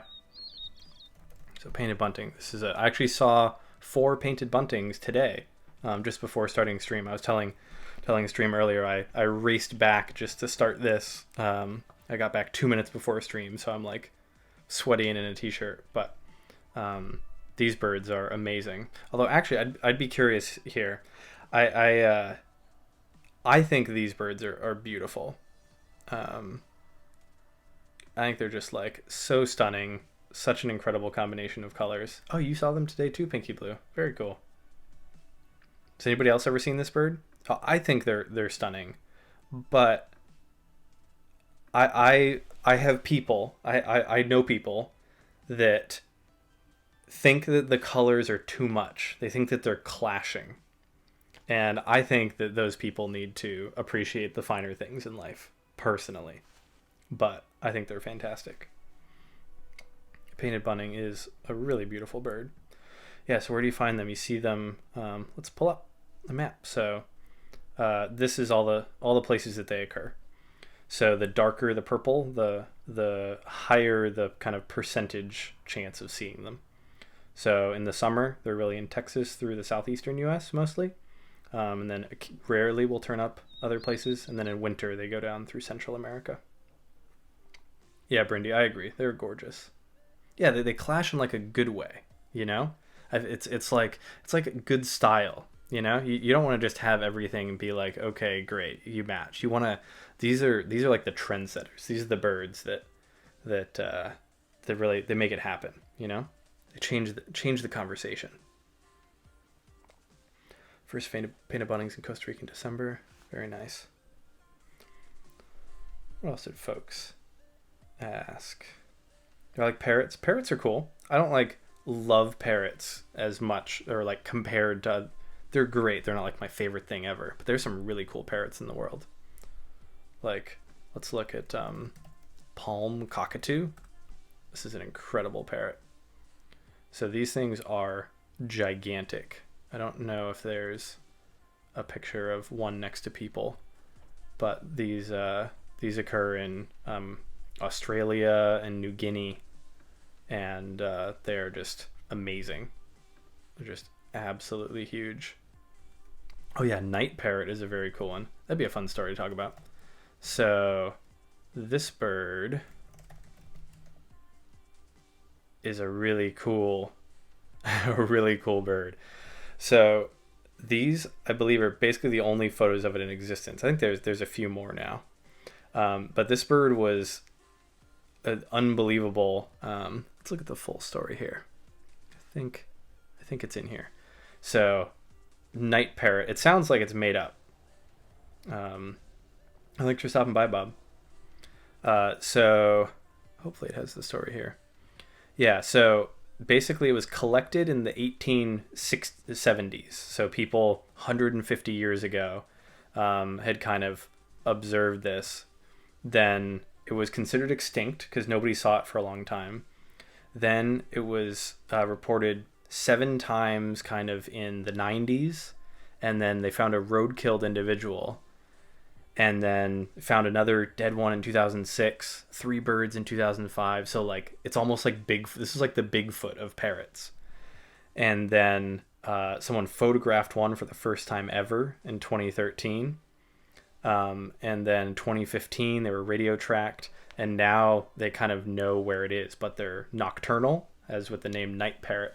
And my understanding is part of the kind of story of rediscovery was that someone found a dead one once in like the grill of a truck that had been driving through, that had unfortunately hit one, but it really helped discover the area where they could occur, and they rediscovered like this Bigfoot of parrots. So yeah, there's a lot of cool parrots out there. We like Australian king parrot as well. It's a beautiful bird. I actually have a picture of this bird on my head. Wild ones will come in and kind of hang out on people. Anyone have any other cool or any bird questions? All bird questions are cool bird questions. But this is it. You have the bird people. Fairy Western birds, greater roadrunner. Roadrunners are terrific birds. They do not, in fact, go beep beep, unfortunately, but they're really cool. I really like their faces. Beautiful facial skin, and they have gorgeous. Their feathers are iridescent, shine in the side. Kansas. I'm not sure I've heard of Jayhawks present or represent. Lear's macaw. Oh, rural Arkansas, lots of those in dirt roads. Very cool. Hummingbirds are in yard from time to time. Yeah, things that attract hummingbirds, specific types of plants will. So I don't know if you have a lot of flowers around your yard, but that can be a really good way. And you can actually put out a hummingbird feeder, and that can be a really great way to have hummingbirds. So if you want more, that can be a good way to do it. Just make sure to not use red food dye. So sometimes there'll be red food coloring that'll come in like a hummingbird feeder kit, and just mix sugar and water, put it in the hummingbird feeder. 1 part sugar to 4 parts water. So cup of water, 1/4 cup of sugar, mix it up and put it out, and the hummingbirds would love it. Have you heard of crows bringing gifts to humans? I'm not sure I've heard of crows bringing gifts to humans, but I honestly wouldn't be surprised. I've heard of, like, on the topic of smart crows and ravens and jays and stuff, I've seen videos of ravens like obviously playing, like they went and got a lid of a can in the winter, and there was a snowy roof, and they would just bring the lid of the can up to the top of the roof, stand on it, sled down on the can, and then just get up, pick it up again, take it to the top, sled down again, and kind of do that over and over again. So they're definitely worthy of gifts, I bet. Are bald eagles still a protected species? Yes, so bald eagles are doing well. They're doing better than they have been for 50 plus years. But they are a protected species. So actually all migratory birds are protected species. So any bird that you're going to see almost invariably is protected, and isn't something that you can kill, except if it's something you can hunt. So obviously there's hunting seasons for ducks and other things like that. But yeah, bald eagles are still protected. There's actually a special set of protections just for eagles. It's called the Eagle Act, I think, for bald and golden eagles. And pretty cool to see them. I don't know, sometimes people that are like really into birds will be like, oh, it's just another eagle. I still think eagles are cool. Up the ripples, purple martin on your back deck. That's awesome. Yeah, Brindy, just clear water. So literally just water. What I normally do is I like boil it. It helps purify it as well. Boil it, 1 cup of that, 1/4 cup of sugar, stir it, wait for it to cool down, and then put it in a hummingbird feeder. Ben, I might take a pause on the eBirded bird. Maybe we'll come back. So I think that's we have more than the normal eBird crowd right now, but we'll see. Pheasants definitely run past. Yeah, Krakatoa. It'd be cool to have hummingbirds in Ireland. It is cool that So let's look at hummingbirds here. So this is the common one in the eastern United States. So basically everywhere east of the Mississippi, almost every hummingbird you're going to see is the ruby-throated. So really common here. But hummingbirds are something that, as Krakatoa mentioned, they aren't in Ireland. They're actually only in the Americas. So they're just in North and South America. But in there's actually 350 different species of hummingbirds. And there's some incredible ones in the world. And there are some that are so adapted. So these sicklebills are adapted to a very specific type of flower that has a very curved entrance to kind of where the nectar is. So their bill has adapted to be shaped just for that. Let's see some other cool hummingbirds. There's so many cool hummingbirds. Daggerbills, visor bearers. Bird names are so great. Such a big fan. Violet ears, horned sungem. This is one of my most wanted birds to see in the world. Look at this thing. Like, you literally can't make that up. This thing has rainbow, shiny, iridescent horns. It's so cool. This occurs in Brazil. I have seen it. I don't have an experience like this. I think I just saw it once. Yeah. Yep. 2 distant ones in Bolivia. But I would love to see it better.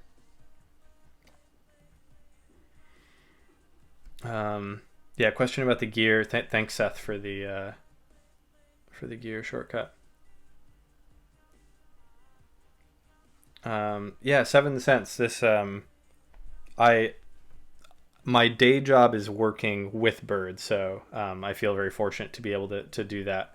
And then I've been really excited by the idea. Actually, this is a good point. A lot of folks here probably didn't see podcast, but if you were sent here with Doc from Hitch, if you take a look here, there's a podcast that just went out today that is me and Doc and another bird streamer, Liz Clayton Fuller, talking about bird streaming and the idea about this. So if any of this bird stuff is interesting to folks, if you go over there, you can learn more about it.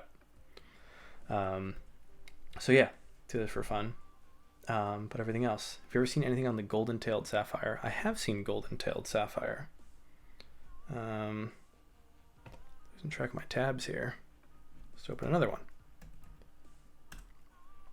So golden-tailed sapphires, it's kind of you get as what it's described as. So beautiful golden tail, all that. It's very, very cool. Let's look at more hummingbirds because these are really cool. There's one in particular that I want to show everybody. So these are mangoes. No eating. Sun angels. Again, great names. This one's incredible. Juan Fernandez fire crown. It's this all orange bird that just occurs on one island in the world. Critically endangered. Only lives on this one island off of Chile. And just this beautiful, beautiful bird. So, so cool. Thorntails. Coquettes. Oh, these are amazing too. Festive coquette. There's one photo that I remember that I'm looking for. So I'm going to have to click around until I find it. There's one photo that just blows my mind every time I see it. That one's still beautiful. I'm going to have to click on every one, aren't I? That's nice. But where is it? Oh, it's racket-tailed. This one. Yeah. These photos are so amazing. Oh, so cool. This is it. This is the photo I was looking for. It's got a big watermark, which is unfortunate. But this is a hummingbird. If you can't tell, this is its head facing towards us. And this is its tail fully fanned out. This is the outermost tail feather. And it's just like crazy. Like, what a world we live in. What a world we live in. So cool. Yeah, hummingbirds are little jewels. Yeah, sandhill cranes are amazing. Anyone else have any other bird questions? I got them. Oh yeah, one about sunbirds. Sunbirds are not the same as hummingbirds, but it's cool that you asked that because they're basically. So we're looking at hummingbirds here, and like we looked at before, these are only in the Americas. But there's this other group called sunbirds that is only in the tropics of Africa, Asia, and Australia, and these are basically hummingbirds in the Eastern Hemisphere, and so they fulfill the same like niche in the world, where they're these small, brightly colored, hyperactive birds that do a lot of nectar feeding. So I like hummingbirds better personally, but sunbirds are very cool. Yeah, Luluzone. It looks like a Pokemon. A lot of people that were into birds like Pokemon as well. It's sorry, a lot of people that were into Pokemon get into birds. And I know when I was of the Pokemon age, I was like totally into it. It's the same kind of thing. Basically, you're learning about a bunch of different things. So for me, there's still 150 Pokemon like that. Everything beyond 250 is all right. Beyond that's like heresy a little bit. But you got your list of things, and yeah, you got to catch them all. You got to learn how to tell them apart, and you want to go see them or catch them or whatever it is. So birding is kind of similar, where you go out and you look and see what you can find, and do that. So yeah, it's real life Pokemon. It's pretty cool. Oh yeah, Ronan, that's a great idea. Okay, yeah, I'll look at Birdcast stuff quickly, and then I'll do the random bird redemption. Thanks for the reminder, Mason. So one of the things that's really cool is that birds migrate at night, and we can actually use weather radar to understand where birds are and how many of them are migrating. So it's funny, like I'm sure everyone here has looked at weather radar at some point. And when you get that map of where the rain or the snow or whatever it is, there's actually been all sorts of calculations on the back side of that, the back end, that have removed everything that isn't rain, clutter, they call it radar clutter. So that could be insects, it could be birds, it could be bats, it could be just like buildings or terrain in the way that the way radar works, it bounces out and then comes back when it hits something. And so weather radar, they do a ton of work to remove everything that's not weather. What we're looking at here is basically bird radar, where a ton of work has been done to remove everything that's not birds. So it's kind of funny because it's the same thing, but the whole point is to get rid of the rain and get rid of everything like that. So this is a prediction. So tonight there's a prediction that 85 million birds will migrate tonight, with the highest densities in the south central US, southwestern, and parts of Florida as well. Tomorrow night there's going to be even more, 133 million, and it's going to be good across much of the United States. And similarly, 2 days from now, there's going to be another good thing. So this is going to, if you like birds, this could be a really good time to go out and see. If you spring, I bet a lot of new things will be arriving back. It'll be super fun, and you can go. So this website we're looking at here, I'll drop the link in. This is called Birdcast. So you got your weather forecast, and you got your Birdcast, and so this. So if you want to learn how this is done, I saw a question, 7 cents, about birds or bats. Basically, there's a way to understand using the velocity, whether or not it's a bird, and help correct for that, and be able to do that. But so right now, so this is a real-time map. So this is starting a little while ago, going to right now. So it's about 20 minutes or so behind right now, but basically 20 minutes ago So I'm on the Texas coast here. All my birds are leaving, but hopefully more are arriving in. So migration is such a cool phenomenon. So over the next 2 months, really, it's kind of really starting now. Uh, Billions of birds, literally billions of birds, will migrate across the United States, Canada. Same thing will be happening from Africa into Europe and into Asia, from all these kinds of things. Yeah, 7 cents. No, not dumb at all. Please keep asking. Um, and yeah, there's just all sorts of really cool bird stuff happening. So uh, if you have a local park or a local um, anything, or even just look out your back window, there's going to be all sorts of things coming through over the next few months, and there's lots of fun things to do. Also, just drop in chat again the bird info command. So if you are interested in seeing stuff, this Merlin app is super useful for a lot of that. Do you see large movement ahead of hurricanes or storms? Yeah, there can be hurricanes and storms can create all sorts of things. So one of the things we normally do. So what this stream was until delightfully had the influx of viewers, and thanks again so much Hitch and Doc and everybody. Is we do this kind of this week in birds. So looking at bird news and sightings, like unusual sightings. People that watch a lot of birds are really in tune with what you expect to see somewhere and what you don't. And so when you see something that's unusual, everyone gets really excited. It's like the rare Pokemon. If we want to keep using the Pokemon analogy, it's like getting your shiny Pokemon. So everyone's looking out for shinies, and when that happens, it's really exciting.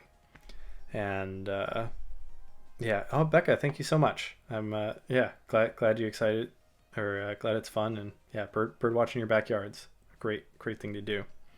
And one of the things, so we look at the birdcast here, and we also look at the weather forecast for similar reasons. So earlier it was actually a really good day here in coastal Texas because of the wind, or the wind and weather conditions. So this is a really cool website that I do love, just looking at all these maps. I'll drop it in chat as well. And so Lily earlier, I'm not sure if Lily's still here, was talking about a really cool day that she had in Massachusetts, where there was kind of this combination of, and we can look at the combination here. So there's a lot of winds here that are blowing northeast. And so these winds are basically, birds right now in spring are migrating north.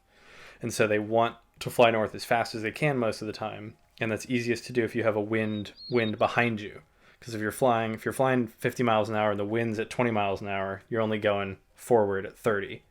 But if you're flying 50 and it's 20 behind you, you're going 70. And being able to have that. Deco, I dropped the link in chat. It's Ventusky or Ventusky. I don't know how to pronounce it, but I like Ventusky because it sounds fun. So birds last night, it was a good night for them to migrate because they had a tailwind.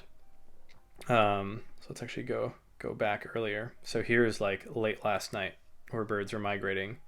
But one of the things is that they have the tailwind. So here's 10 p.m. last night. And actually move my camera. So here, thanks so much everybody for the follows. Thanks Leo and Doctor and Mindy. I appreciate it.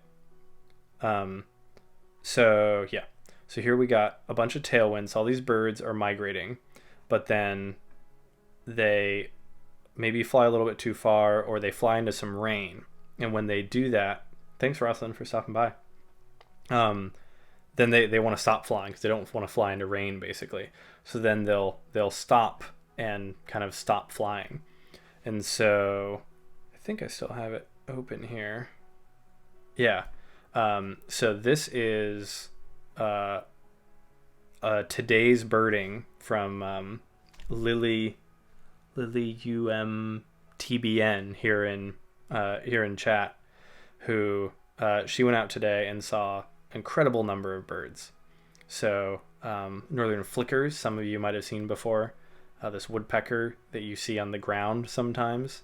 She had 82 of those, hundreds of little birds called kinglets, hundreds of thrushes. Normally you see these in like ones and twos. Hundreds of junco, literally almost 1,000 sparrows across all these different species of sparrows. All this kind of stuff. And this is all because of these winds. So this is all answering kind of the question about, do winds and hurricanes cause birds to do things? And yeah, you can get a hurricane that'll sweep through the Caribbean, and then by the time it reaches the Great Lakes or the Northeast, there'll be Caribbean birds that will turn up there after that. So if you want to see a lot of birds and interesting stuff, the weather is definitely a good way to do it. I never expected I would care about weather or really look at it. I feel like it's such a cliche, like, oh, the weather. But yeah, weather's important.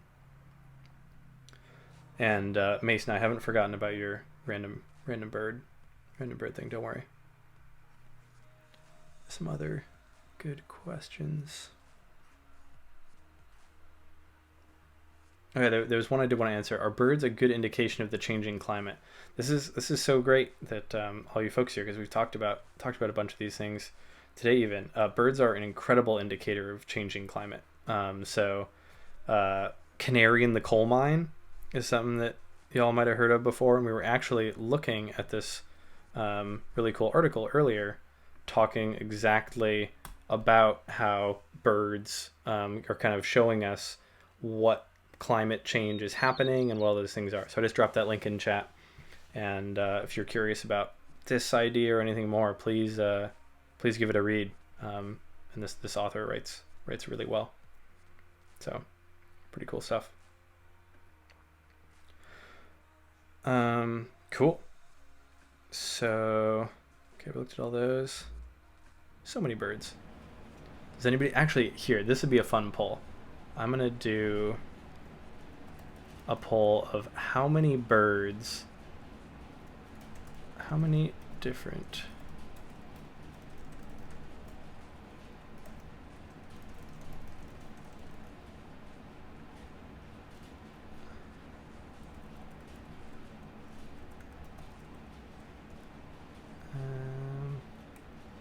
here we go.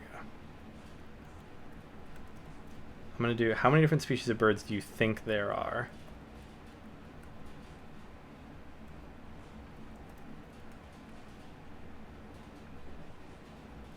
I like these.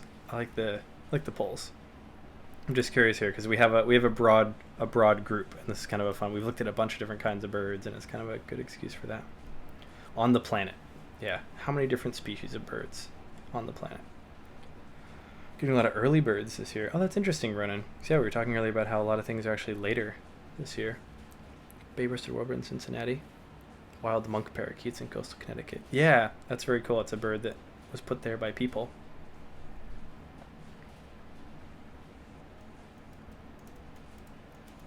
Oh man, everybody here knows too much about their birds. Or do they? Is everybody getting it right? Or is everybody getting it wrong?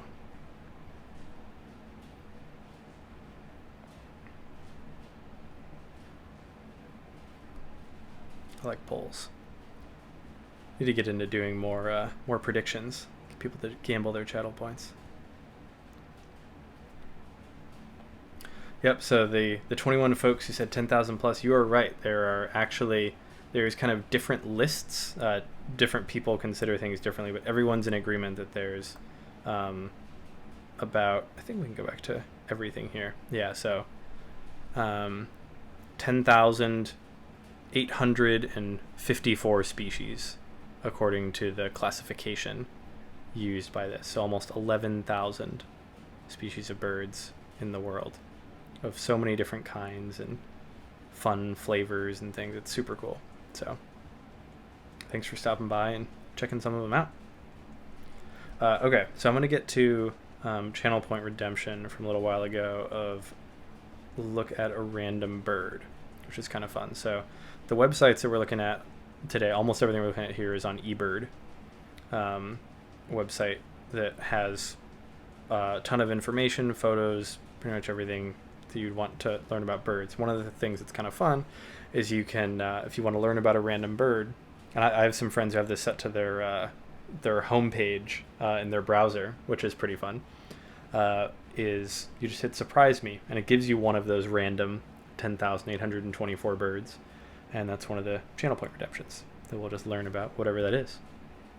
So let's see what we got. Bahia spinetail. Okay, so this is a bird endemic to Brazil. So this is a bird that just here in eastern Brazil, only place in the entire world. It's only ever been reported to eBird at least 394 times. Cute little bird.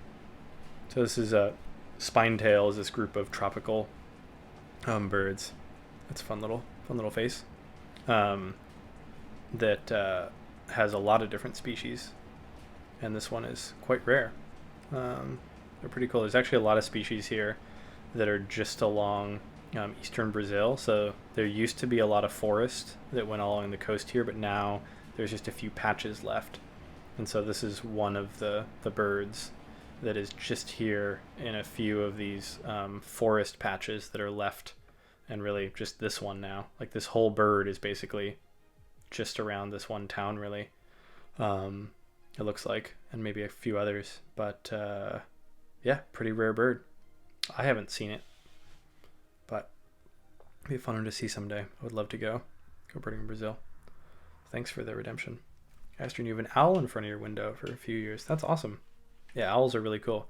We actually we looked at a fun owl photo earlier. I wonder if I can find it in here.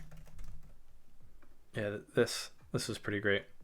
I think if we were numbering these 1, 2, and 3, chat decided that most of them were 3. I don't know about everybody here now, but I aspire to be more like 1. I think I don't know, or if new folks here, whether you think you're 1, 2, or 3, but they're pretty adorable. It's definitely a mood.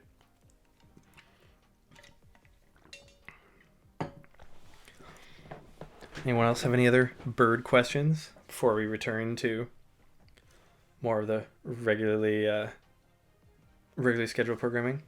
Ooh, channel point redemption to quiz me with a bird question. Pinky, I love that. That's a great idea. I will definitely add that. I'm actually gonna make a note of that quickly. I know how to make a note while I'm streaming. I'll figure that out. I will remember that. Thank you, Pinky. Have you ever seen the Hungover Owls website? Arbin, I have not, but that sounds hilarious. Oh, thank you, Mika, for the follow. South Texas question here. I see a lot of birds. Might be too generic, but how do I tell the difference between a sparrow and a finch? It can be challenging, and I think it's a hard question to answer because there's different sparrows and different finches in different places. So sometimes there's sparrow A is confusing with finch A. Other times it's sparrow E or B and finch B. But if you check out that Merlin app, that's really like my best recommendation because it lets you know what's around you as well. And there can be a huge difference in birds for where they are and where they're supposed to be. So birds are usually in places that are kind of predictable. They're in the spots where they're supposed to, and sometimes they're not, but that's just a really good place to get started. So often you might have 10 sparrows in one place, but only 1 finch. Yeah, shorebirds can definitely be difficult. There's all sorts of different birds in the world. Got everything from adorable penguins to incredible eagles. This is one we looked at earlier. Yeah, it's too bad you all missed the photo review. But next Thursday, be doing it as well. I'm not gonna go through all of them, but they are so fun. Oh, so much fun. Cool. So that actually I think is a good things. Oh, thanks so much for stopping by, Budio. Glad you're able to make time.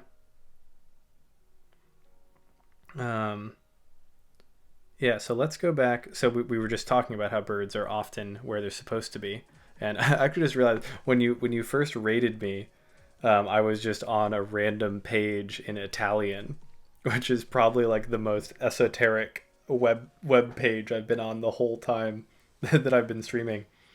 Um, no, I guess one other thing for folks. I mean, most of you've been here for. If you're still hanging out, hopefully this is fun for you. But I guess just brief background. I've just been streaming for a few months. I've just been really excited by the idea of doing basically exactly what we're doing right now, of being able to have a chance to connect to people who birds might be new to you. And hopefully some of it's fun. And I just think it's an awesome way for, yeah, people to be outside, connect with nature, and have fun. I think it's just fun. And to me, like, this puts a lot of the fun in birding.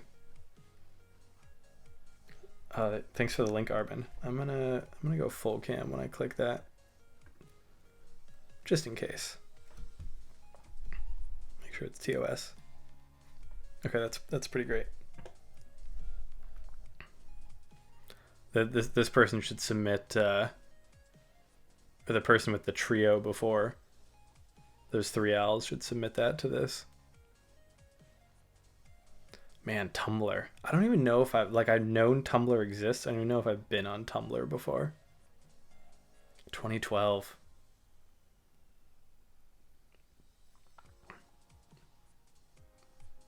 Classic. Nice. Thanks for sharing that. Yeah, so let's go back to Italy then. Okay. I'll have to read the captions. I'll read the captions later. Thank you, Arbin. And what we're looking at here was a bird that's way out of range. So I think I actually had asked people to guess what this bird was, and then hundreds of people showed up. So this is a bird that's called a red-footed booby, and it's because it has red feet. And this group of birds is called boobies. And this bird is really cool because it normally lives in the tropical oceans of the world. So all the purple spots are where they occur. And this one turned up in Italy, and it was the second one ever in Italy. So this happened just this week. This happened just a few days ago. And I have no idea what any of this says. I wish I could read Italian. Super fun language, but pretty cool just to know that happened. So that's one of the other fun things. I mean, like we were talking about earlier, the rares, the rarity, the chance that every time you go out, I don't know, to me, birding, like watching birds, has this really cool combination of like the familiar and the cozy and the comfy. You go out and you're going to see your friends, whatever it is. If it's your owl out your window, Astrine, or if it's the bald eagle at the local lake, or a blue jay, or a pigeon, whatever it might be, like really cool just to see something that's familiar. And I really like that, at least.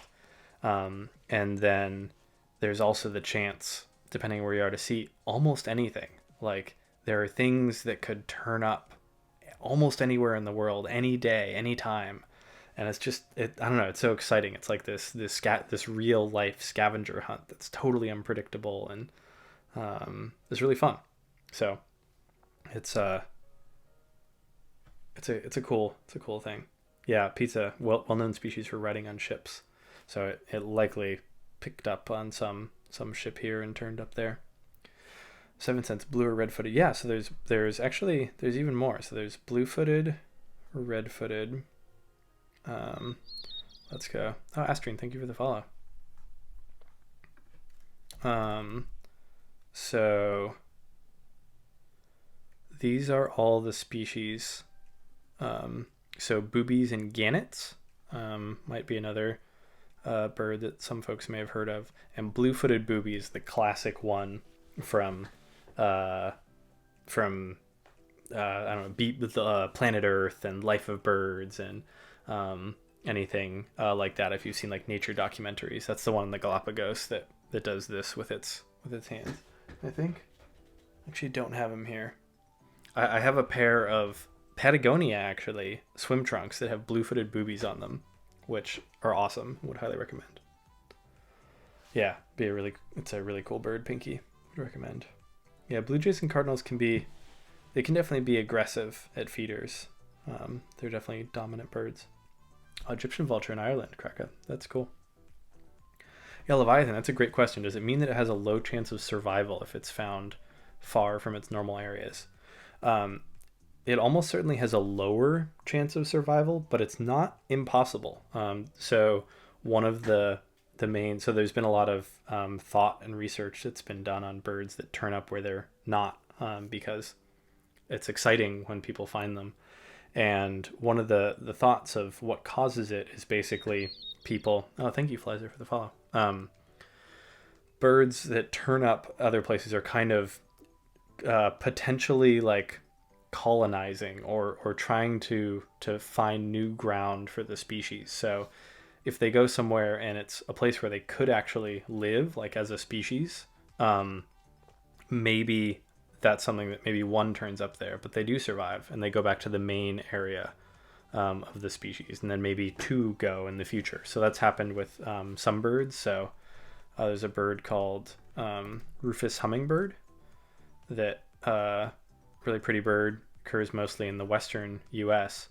So you can see this is kind of the classic place where they turn up, but if you look at where they are now, I think this will, yeah, so you can see this comparison. You can see up here they're just in the western United States, but now there's records all throughout the eastern United States. And so Rufous hummingbird, even 20-30 years ago, was really, really rare here.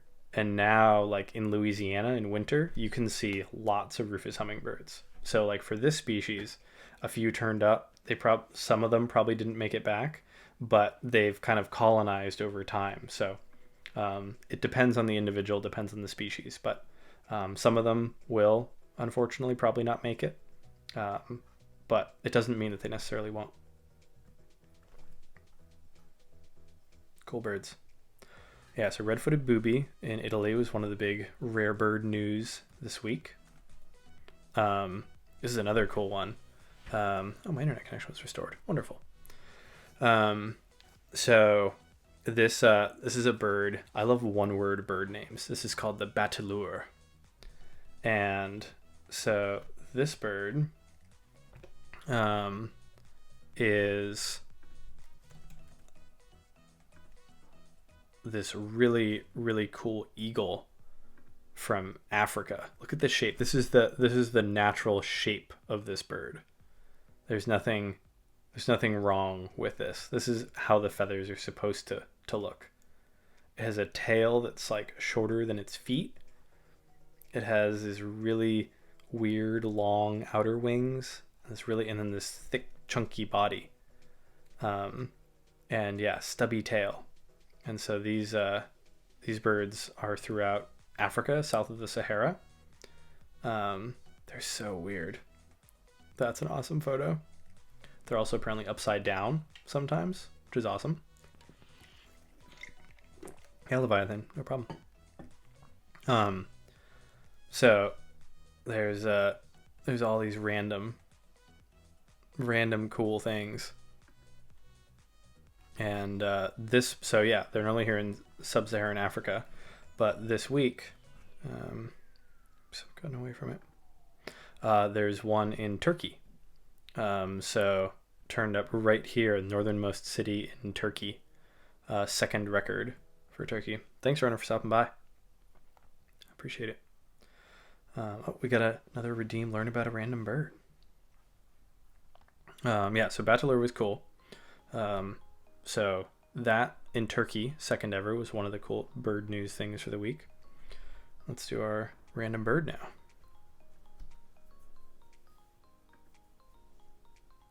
African collared dove. So this is actually a bird this is kind of the dove when people, what is it, doves at a wedding? I don't really know what the thing is, but you release a certain amount of, or like the dove.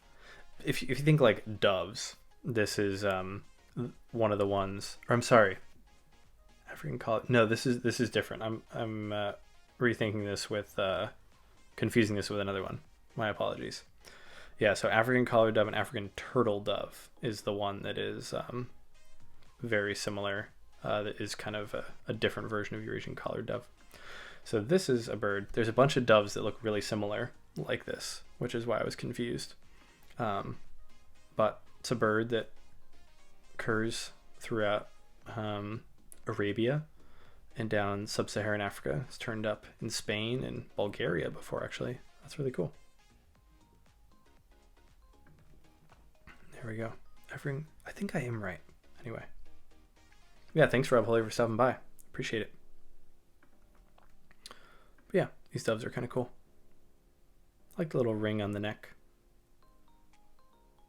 Pretty nice. Very cool. Okay, yeah, no, this is the one I'm thinking of. Yeah, this is like a dove that is kept in captivity sometimes. They're very similar to the Eurasian collared dove. There's stuff about the outer tail feathers. It's like really, it gets into like deep birding stuff where it's looking at like the outer edge of the underside of the tail feather and comparing those to get the different paleness, because this is what they look like when they're like captive ones like that. So it gets deep. Thanks thanks Mika for the learn about a random bird. It was a fun one. Yeah, a lot of birds look almost identical, but I mean, I think that's one of the things that to me I think is important about birds. You don't even have to necessarily like put a name to every bird you see. It can be fun, but you can also just be like, hey, this is a bird. I don't really know what it is, but it's cool. And I like it. And if it makes you happy, and if you like it. Yeah, Barbary doves, I think, are these birds. I'm let me look here. I really thought it was, is it African collared or African turtle dove? I think they're the same names used for this bird. So I think that's what this is. But anyway, there's our dove. Our next rare bird of the day is this cool bird that is kind of another bird that's like between multiple things. So this is a northern hawk cuckoo. And so they're a type of cuckoo that is in Asia and then Oceania as well. And there's a bunch of these different hawk cuckoos, and this one here is in Vietnam, and it's only the second time that it's ever been in Vietnam. So this bird is normally here in Japan and Russia, China, and then normally in the winter it goes down to Indonesia, but people almost never see it. But this week, April 11th, I guess, people saw the second ever northern hawk cuckoo. I love the name, just the idea of that. So cool. In Vietnam. That was another one of the cool things. Yeah, so this is, I think, yeah, like you're saying, Seth, one of the ideas here is that this bird is one that looks similar to hawks in a way that might help it. Oh, thanks Disregarded for the follow. Super cool. He's a bird guy. Yeah, cuckoo hawks and hawk cuckoos. Yeah, there's a lot of cool birds out there. Let's see what else we got. Oh, we got another learn about a random bird. I love the learn about a random bird. Cool. So hawk cuckoo did that. Do one more random bird. Yellowthroat shout out. There you go. Got a fan of yellowthroats. Yeah. Does anyone here have a favorite bird? A bird that like you're a personal big fan of? The yellowthroat shout out. I like that. That's what it is. What's the bird you want to shout out? I like that idea. South Spain and Malaga, many collared parakeet. Oh wow, yeah, that sounds like a lot. Snowy owl. Wow, double snowy owls like immediately.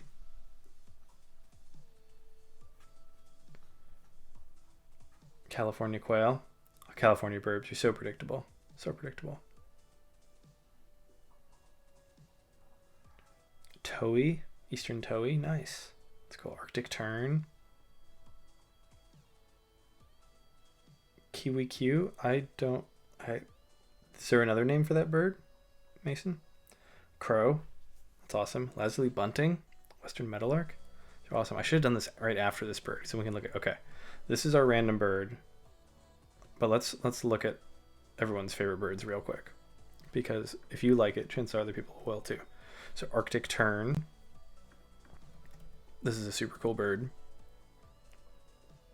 Adorable. Tiny little legs. Look at those little legs. Cutest little feet. And they breed way up here, the northernmost part of the world, and they winter down off of Antarctica. Like, they have an unbelievable Herculean migration that they just do unbelievable things. And they're tiny. I mean, they're these tiny little birds. I mean, relatively speaking, they're a small. They're not like an eagle or a big duck or something. And they do unbelievable migrations. We got snowy owl.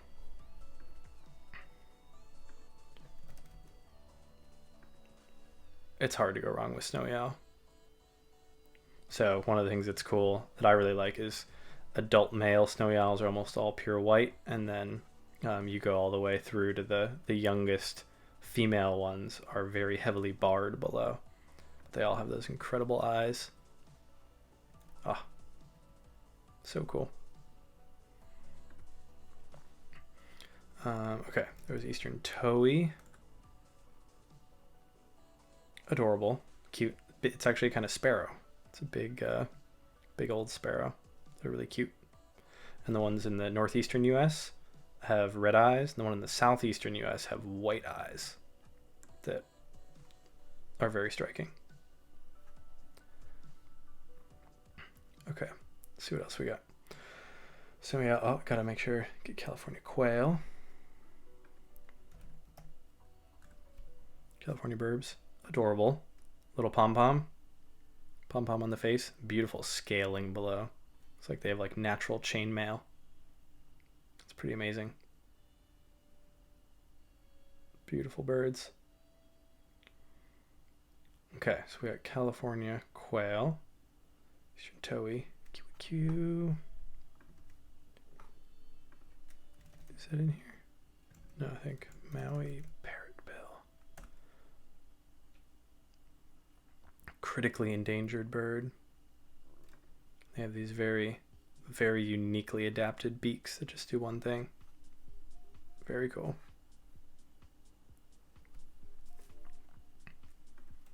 Okay. Then we had lazuli bunting. I love all these things. Hopefully these are fun for people discovering new things. You haven't seen. This is such a stunning bird. This is Deco's favorite. We got some western North America going on there. Beautiful bird. And western meadowlark. Beautiful, beautiful bird. Western meadowlark was ICT represents favorite. Oh, Guianan cock of the rock. Pizza knows what's up. Look at that bird. How is that real? How do we live in a world where this is real? It is so cool. So, believe it or not, this is its face. This is its eye. This is what the top of the head would be. Nice little bill there, and then the most incredible thing. And they do a dance in case it's not crazy enough. Look at this. Look at that thing. How's that real? How's that real? God. That's a good one. That's a good one, pizza. Okay. Common Eiders sketchbook. That's a good one. You'd like a couple months ago we did a duck tier list where we went through and we rated all the ducks, and Eider is placed very highly. These are fantastic. Big fan. Disregarded entity. Oh, I like it. Asian coal. That's cool. It's a discerning bird. This is a cool bird that's throughout southeastern Asia, and they're very, very loud. If you're near any place where this bird is at about 2 a.m. or 3 a.m., you'll realize that there are Asian coals around, and you'll just hear it over and over and over again. But they're cool. They're cuckoos. They lay their eggs in nests of other birds, and then those other birds raise the young. So works out well for the coal. Indigo bunting. So we looked at the lazuli bunting before, lazuli, and this is the indigo bunting. So this is kind of the western version, western North America. So they occur around here. So if you're in the western US, you have a chance to see them, the best chance. And then if you're in the eastern US, there's the indigo bunting. That are so beautiful.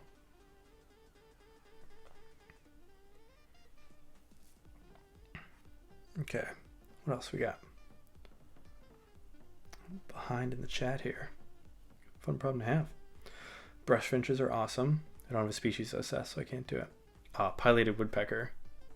Yeah, Snark, that's an awesome one.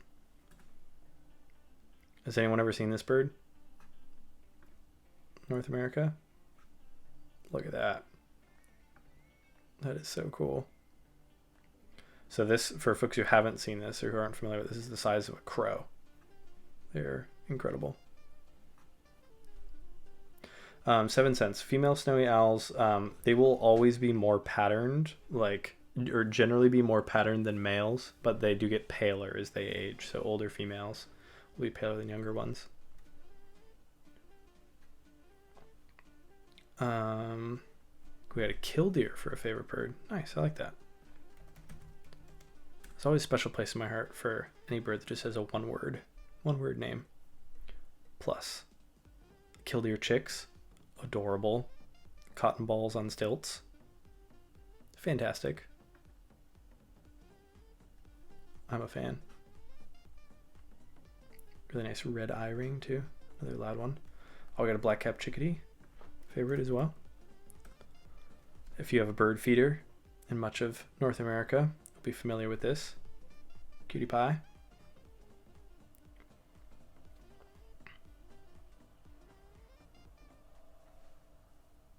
Let's see what else we got. Oh, golden-backed mountain tanager, penlucking. That's a good one. This is an incredible bird. For folks who are like, one of Peru's most spectacular birds. So it basically just occurs in a couple places, and almost everybody just sees it at this one spot in central Peru. I hiked there once, and it took 3 days, and we just saw it once. But totally unbelievable bird. Just such a crazy set of colors. So rare. So little known. Incredible.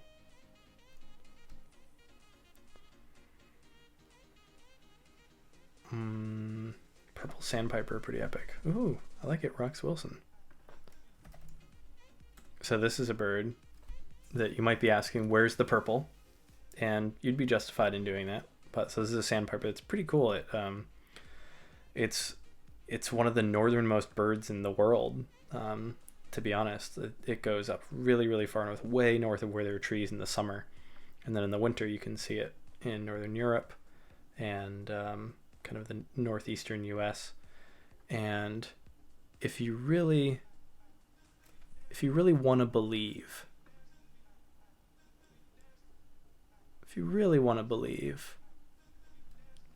that's kind of purple, right? A little bit on the back there. Right there, a little bit's purple, right? You see that, right? Purple? Purple? Yeah, definitely purple. Super purple. It's not very purple, but kind of purple. There's your purple sandpiper.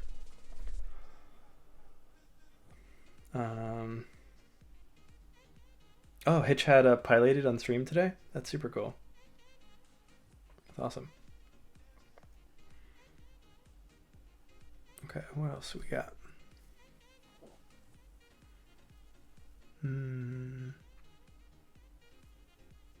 Got Chuck Will's Widow, nice. Lyrebird. Cool birds. Okay, yellow-thighed brush finch. Just doing favorites right now.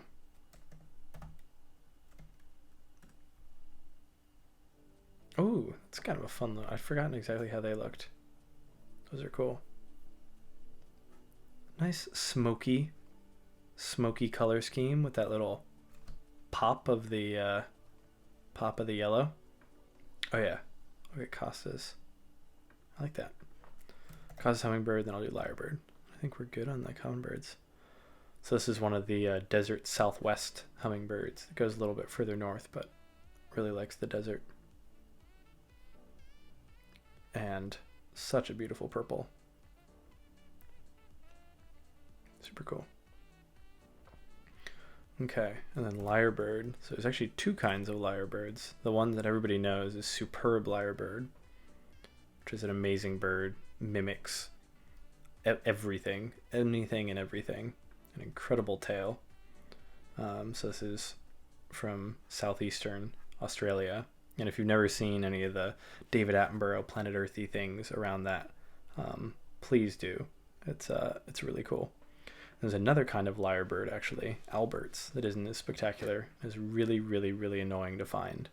And that might just be personal, because I spent 7 days looking for them. They're only in like this tiny little area of kind of New South Wales, and so this is Eastern Australia. And I heard one on like the last morning, and it was very unsatisfying, and I was very grumpy. But I'm sure they're great birds. It's just a personal issue. But yeah, if you want to, I'll drop the link in chat here. I don't have the sound working for my browser right now, unfortunately. I need to get that set up. But if you go here and you go down to audio, you can listen to audio, and my guess would be there's be some cool stuff in there. Cool. Man, I need more tea.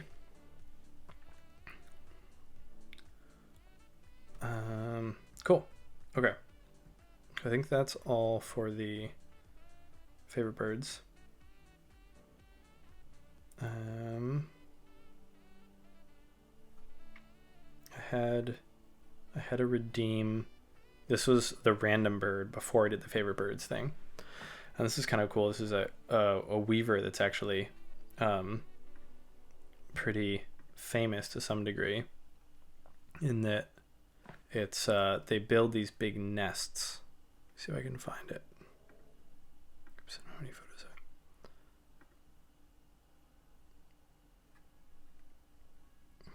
There's got to be a photo of sociable weaver nest. Maybe not.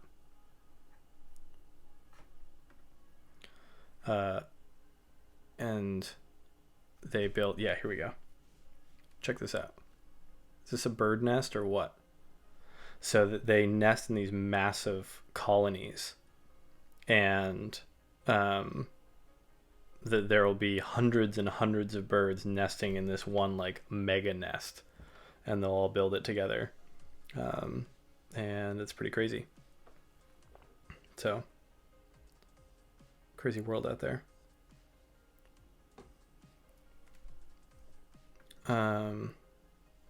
Pretty cool. So that's sociable weaver. So this is, okay, and let's look at the map too. So Southern Africa.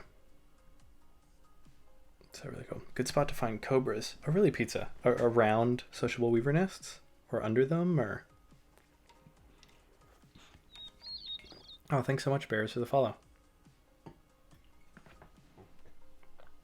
Pinky. Yeah, so, sorry for your dog. Your dog just learned about lyrebirds, though. That's awesome. Yeah, so Ali's asking for folks who aren't bird people. Life list is kind of all the birds you've seen in your life, and I feel fortunate to have seen 5,126 birds so far. So Yeah, I've been fortunate to have a lot of opportunities to travel and go places, and almost halfway there. So we'll see. Getting there. Ah, California. Thanks so much for the host. Oh yeah, sun must have just gone down in California. Awesome. Quail are the best burbs. We did just look at California quail. They're delightful. Yeah, so it's there's a lot of birds out there, but I feel fortunate to have seen a bunch of them. So it's a lot more to find. There's always more to find. And I'll pull up California quail here again. Actually, let's pull up. What's the coolest quail? This one's really cool. There's a lot of cool quail. This one might be one of my favorites. Look at that bird. How cool is that? Ocellated quail. One of my good friends actually just got probably the best photos ever of this species a couple days ago. It's very cool. Yeah, we should look at best quail. Thanks for sticking around, Oakmoss. Yeah, I'm gonna crank through the rest of this as well. Definitely longest stream yet, but with this many folks, it's a lot of fun. I love all the new people. Yeah, singing quail. Kind of grumpy. There's no bird that has grumpy in her name. It's kind of unfortunate. There's sad flycatcher. Sad flycatcher. And then there's happy wren, which is great. Happy. I like the photo of it. Looks pretty happy too. Happy. Yeah, thanks. Good to know. Thanks for stopping by. I think all wrens are happy. I like it. I like the optimism. We don't know why the flycatcher is sad, but he is sad. I do think that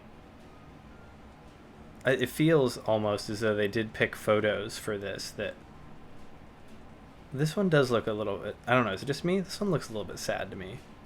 This one looks pretty happy. But I do wish there should be like a disgruntled wren or something. That'd be great. Or yeah, grumpy or disgruntled. There's restless. Like that. This flycatcher is apparently restless. I'm trying to think of whatever other good descriptors are. There's some great. There's a bird called diabolical nightjar, which makes me really happy. And they often snuggle together when they hang out during the day. And the reason, and actually, so this is my photo, and we saw why they were called diabolical when we were there. So these are big nightjars. So I mean, they're like a bit larger than Chuckwell's widows, even for folks who have seen that they're big. And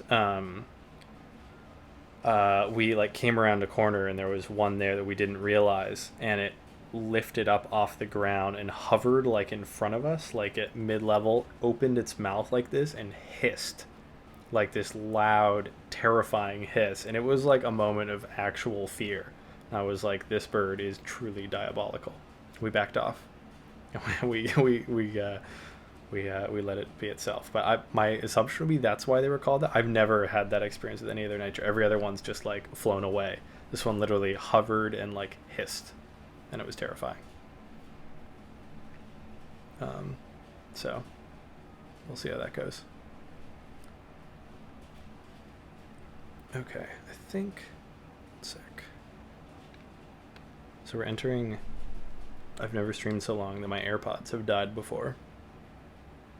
So I think, I don't know if I can Spotify. Just bear with me for 1 second.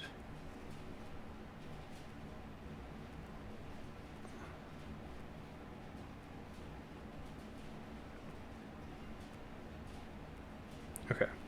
It looks like, okay, good. The audio is still coming through. Sounds like, can you all still hear music faintly? You should be, based on my stuff, still be able to see faint music in the background. but I like that better than pure silence. But hopefully that's coming through. I can't hear it anymore. Yeah, so Seth, the satanic nightjar, it's actually the same bird. It used to be called satanic, and they changed it to diabolical. And I love that they're convinced that this bird is seriously grumpy, but they're just not sure exactly how to describe it yet, I guess. But it's pretty funny. Pretty funny. Very cool. Yeah, someone mentioned tawny frogmouth, and I'll jump in there just while we're at it, because these things are insane. There's these gigantic birds that are in Australia and nearby regions. So wow, I hadn't realized how loud that fan was. Sorry, that will have been going on this whole time, off and on. So these birds are totally crazy, and they're so cute. Look how cute that is. It's adorable. They look like the world's greatest sticks. World's greatest sticks. You have one named Muppet. That is perfect. Perfectly classic. That's hilarious. Cool. Okay, where were we? I think. Okay. We'd gone through. My mind now. Okay, we just finished the hawk cuckoo, so we're gonna finish the rare birds. So this bird, I really like the description of this. This is what is it? A picture is worth 10,000 words. 1,000 words. The description of this is bird found on tree, but the photo is perfect. It is of this bird, and so this bird, this is in Kuwait, and this rock bunting, as shown in that, is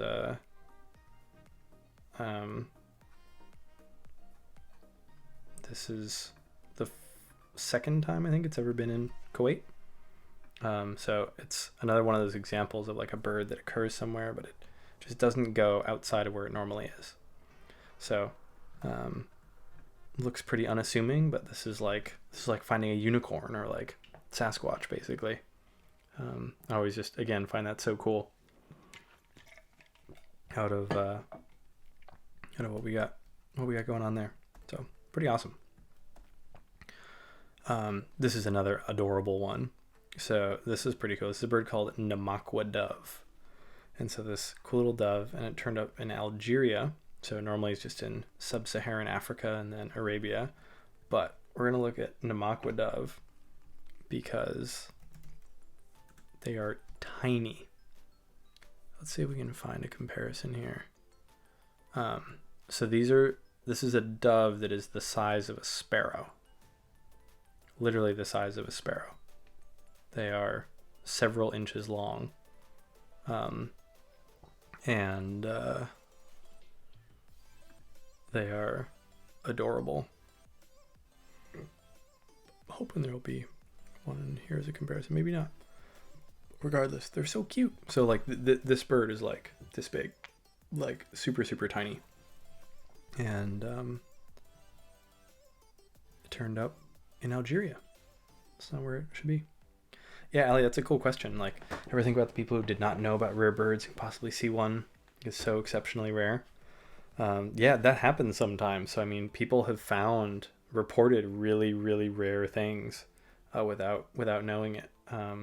Where it's just like, I saw, sometimes you'll see something, you're like, I saw a bird and it didn't look quite right. It's something that you're not familiar with, and that happens. And as long as you report it, so I'll do the bird info thing here again. So I'd say if you think you see something, check it out in Merlin. And then if you think it might be some, you can try reporting it as well. And yeah, that can be a great way to share it. But yeah, anybody can find stuff. Small dove. Yeah, and if you see a rare bird and don't even know it, I mean, I don't think it's not the end of the world, but I think one thing too is, I think if you see something and you're not quite sure, I don't know, come by here on a Thursday and share what you saw. Let us know. Ask someone. see what may be possible. So there's definitely stuff out there. Yeah, find a rail in the engine bay of a car you're repairing. Like that's incredible. Love to hear more about that story. You should tell that story on stream, Seth. That's amazing. Oh, awesome, Ali. That's great. Yeah, I went to Camp Chiricahua as well when I was so there's, believe it or not, so for people who aren't bird people, at least not yet, there's a bird camp, and yes, we do say this one time at bird camp and stuff like that. So for me, it was like a really formative experience where I met a lot of folks that are still really good friends and who are still like in the conservation field and out there birding and stuff like that. So I hope that's fun, Ali. I had a great time with that. Yeah, hawk moths that look a lot like hummingbirds. There's a lot of bats can look a lot like birds too, insects, like you're saying, especially if you have little tiny doves like this. So it was one of our crazy rare birds. The first it was the first one in Algeria since 1980, which is pretty cool. So even though they're right here in Niger, just don't get them across the border. Kind of cool. And this one is kind of a cool one. So this is a phenomenon that folks mentioned earlier. So this is a bird called northern lapwing. So they're this really cool bird that is a bird that lives in. Oh, thanks, 7 cents. Yeah, thanks for stopping by. Appreciate it. Hope to see you again. So thanks for the follow, Canton.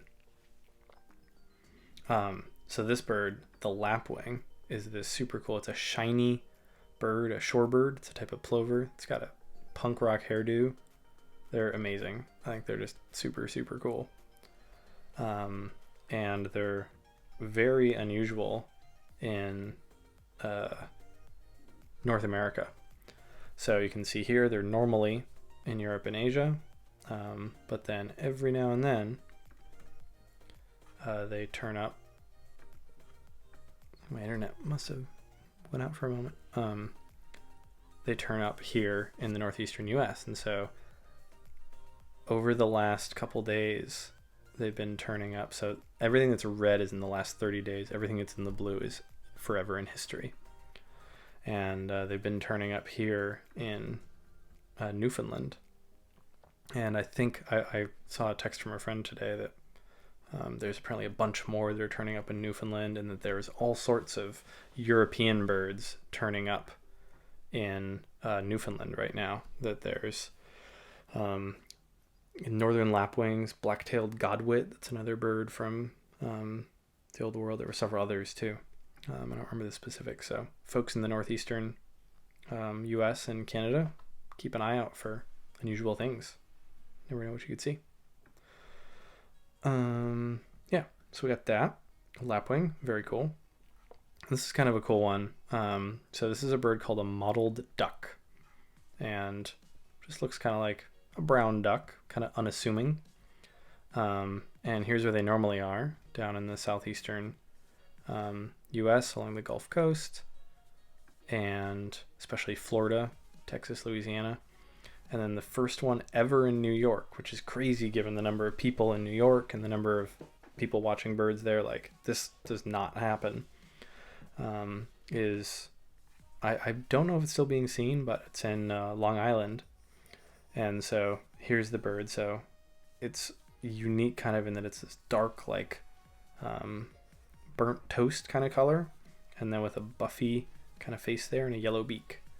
And so one of the things that's interesting is it turned up a place where it's not supposed to be, and it's hanging out with a female mallard, so kind of the common green-headed duck, and who knows what's going to come from that. So there could be, if they stick around, there could be hybrid babies in New York pretty soon, and 'tis the season, so who knows, whatever works for them.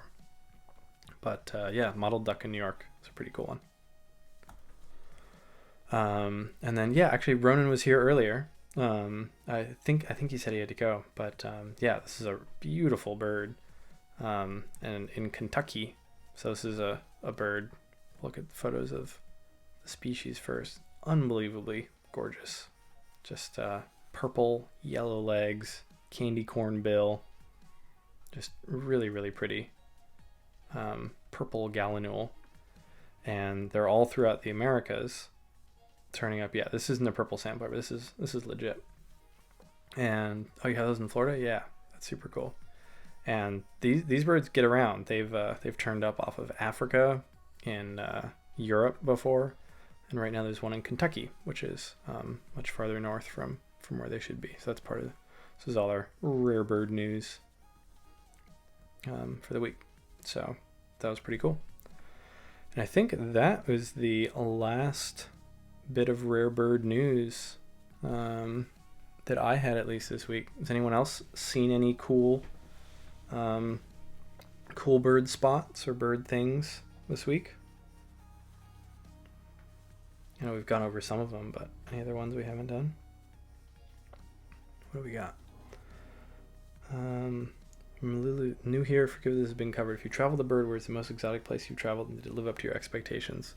I feel very fortunate to have been able to travel a fair amount. And so I've been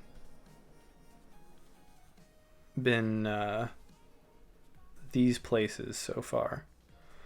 I would say out of the places I've been, I was probably biased by like recency for a lot of these things, but I love Indonesia. I really loved Asia. Some of the last trips. I loved China. Fortunately, it's going to be challenging to get back there anytime soon. Thailand is incredible. Australia is incredible. Ethiopia. It's all amazing. I don't know. I always have trouble picking like favorites or coolest things. Pretty much all places I've been have lived up to my expectations. The one place I actually didn't really enjoy birding that much was Dominican Republic. That's like the one spot that kind of jumps out. Wasn't a huge fan of it. European black tern showed up in New Zealand. Yeah, well out of the range of any of the record for sure. Yeah, super cool. Lulz. It's awesome when stuff like that happens. Not a cinnamon teal, but interesting teal found in your patch earlier this week. Let's check this out. Oh, Beaver Brook.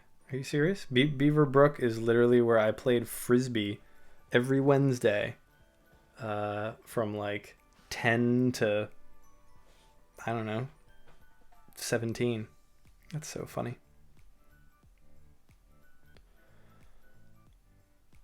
Green-winged teal, Eurasian American. Oh, we're getting into the deep stuff. Interesting. Yeah, sometimes I see teal that have this like bolder side stripe here, and I'm not quite sure what to make of it. It's hard to tell from these photos the boldness of the side. If this is the bird, that looks like a pretty bold. Yeah, I'm not sure about this one. Okay, I'll look at these. Or wait, this is the other set of flight shots. This is where it gets like really, really detailed for folks who are new to bird stuff. You can get like really in on the identification of things. I'm not sure about this. I'd have to look at things. My experience has been like green wings are more variable than I expected, but I don't know if that's more hybridization or not. What other questions we got? First robins here in Minnesota. Yeah, robins are definitely moving. How many different types of swans are there? It's a fun question. Let's look.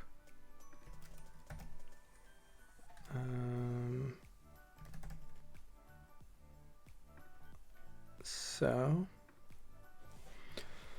there are 6 swans that are in the same kind of genus. So those are all like the closely related ones. So mute swan is the common one in much of Europe and introduced in parts of North America. Black swan is in Australia.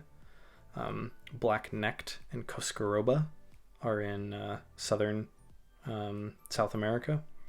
Then trumpeter and tundra are in North America. And then tundra and whooper are in Asia and Europe. Pretty cool. One little bird always wanted to see. Can't remember the name. Yeah, dudes, you gotta let us know. Can't leave us hanging.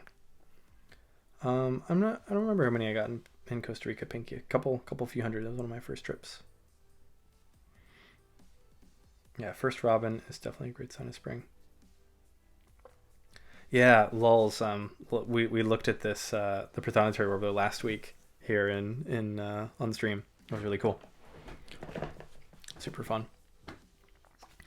Okay, so I have to. Well, I would say first off, ran through normal set of things, and normally we look at Birdcast, which we already did. Tomorrow looks great, and then we look at the weather, which we already did. I guess let's look at it one more time to look at what the weekend birding forecast looks like. So if you all have been excited by what you've seen here and you want to go out looking for birds, oops, move myself off the screen, where should you go? So what we're going to do is we're going to look at first thing in the morning. So look at Saturday and Sunday and see which day is better. So in looking at this, anywhere where it's not raining here looks pretty good, low wind. If you are in the eastern United States, this looks like it could be an interesting setup here with more south winds. So northeast could be interesting, especially at the edge of the rain. And then along the Gulf Coast here could be good. So as long as you're not under the rain, might be probably not too much happening upper Midwest. And then, sorry, need to, in Canada, yeah, it looks pretty nice across Prairie provinces and BC. Looks a little bit challenging here. So Quebec might be good. And then for Sunday, yeah, it looks like if you're in the Northeast, Saturday is definitely better than Sunday. Sunday looks like snow and cold. And looks better in the upper Midwest. So most of the country, I'd say probably Saturday's better. Except for upper Midwest, probably Sunday's better. So that'd be my sense for that. Then we'll look for EU. If you want to go birding in EU, looks like the south winds could be good for some migration there, I think. Northeast here probably not that good, but no rain, at least low wind. So much of Western Europe looks pretty good.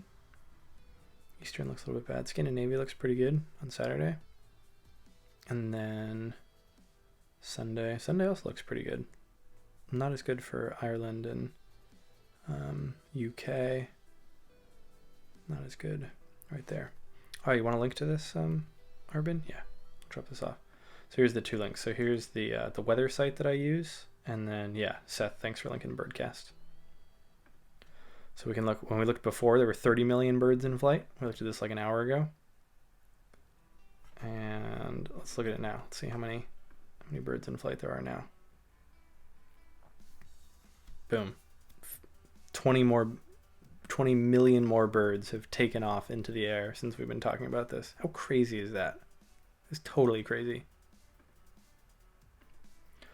So a lot of stuff. Looks like Seth could be good for you tomorrow. Could be a lot of stuff arriving around you. Stuff someone mentioned Arkansas earlier as well. So if you're in there, could be good. Some stuff moving there. So we got birds. It's good.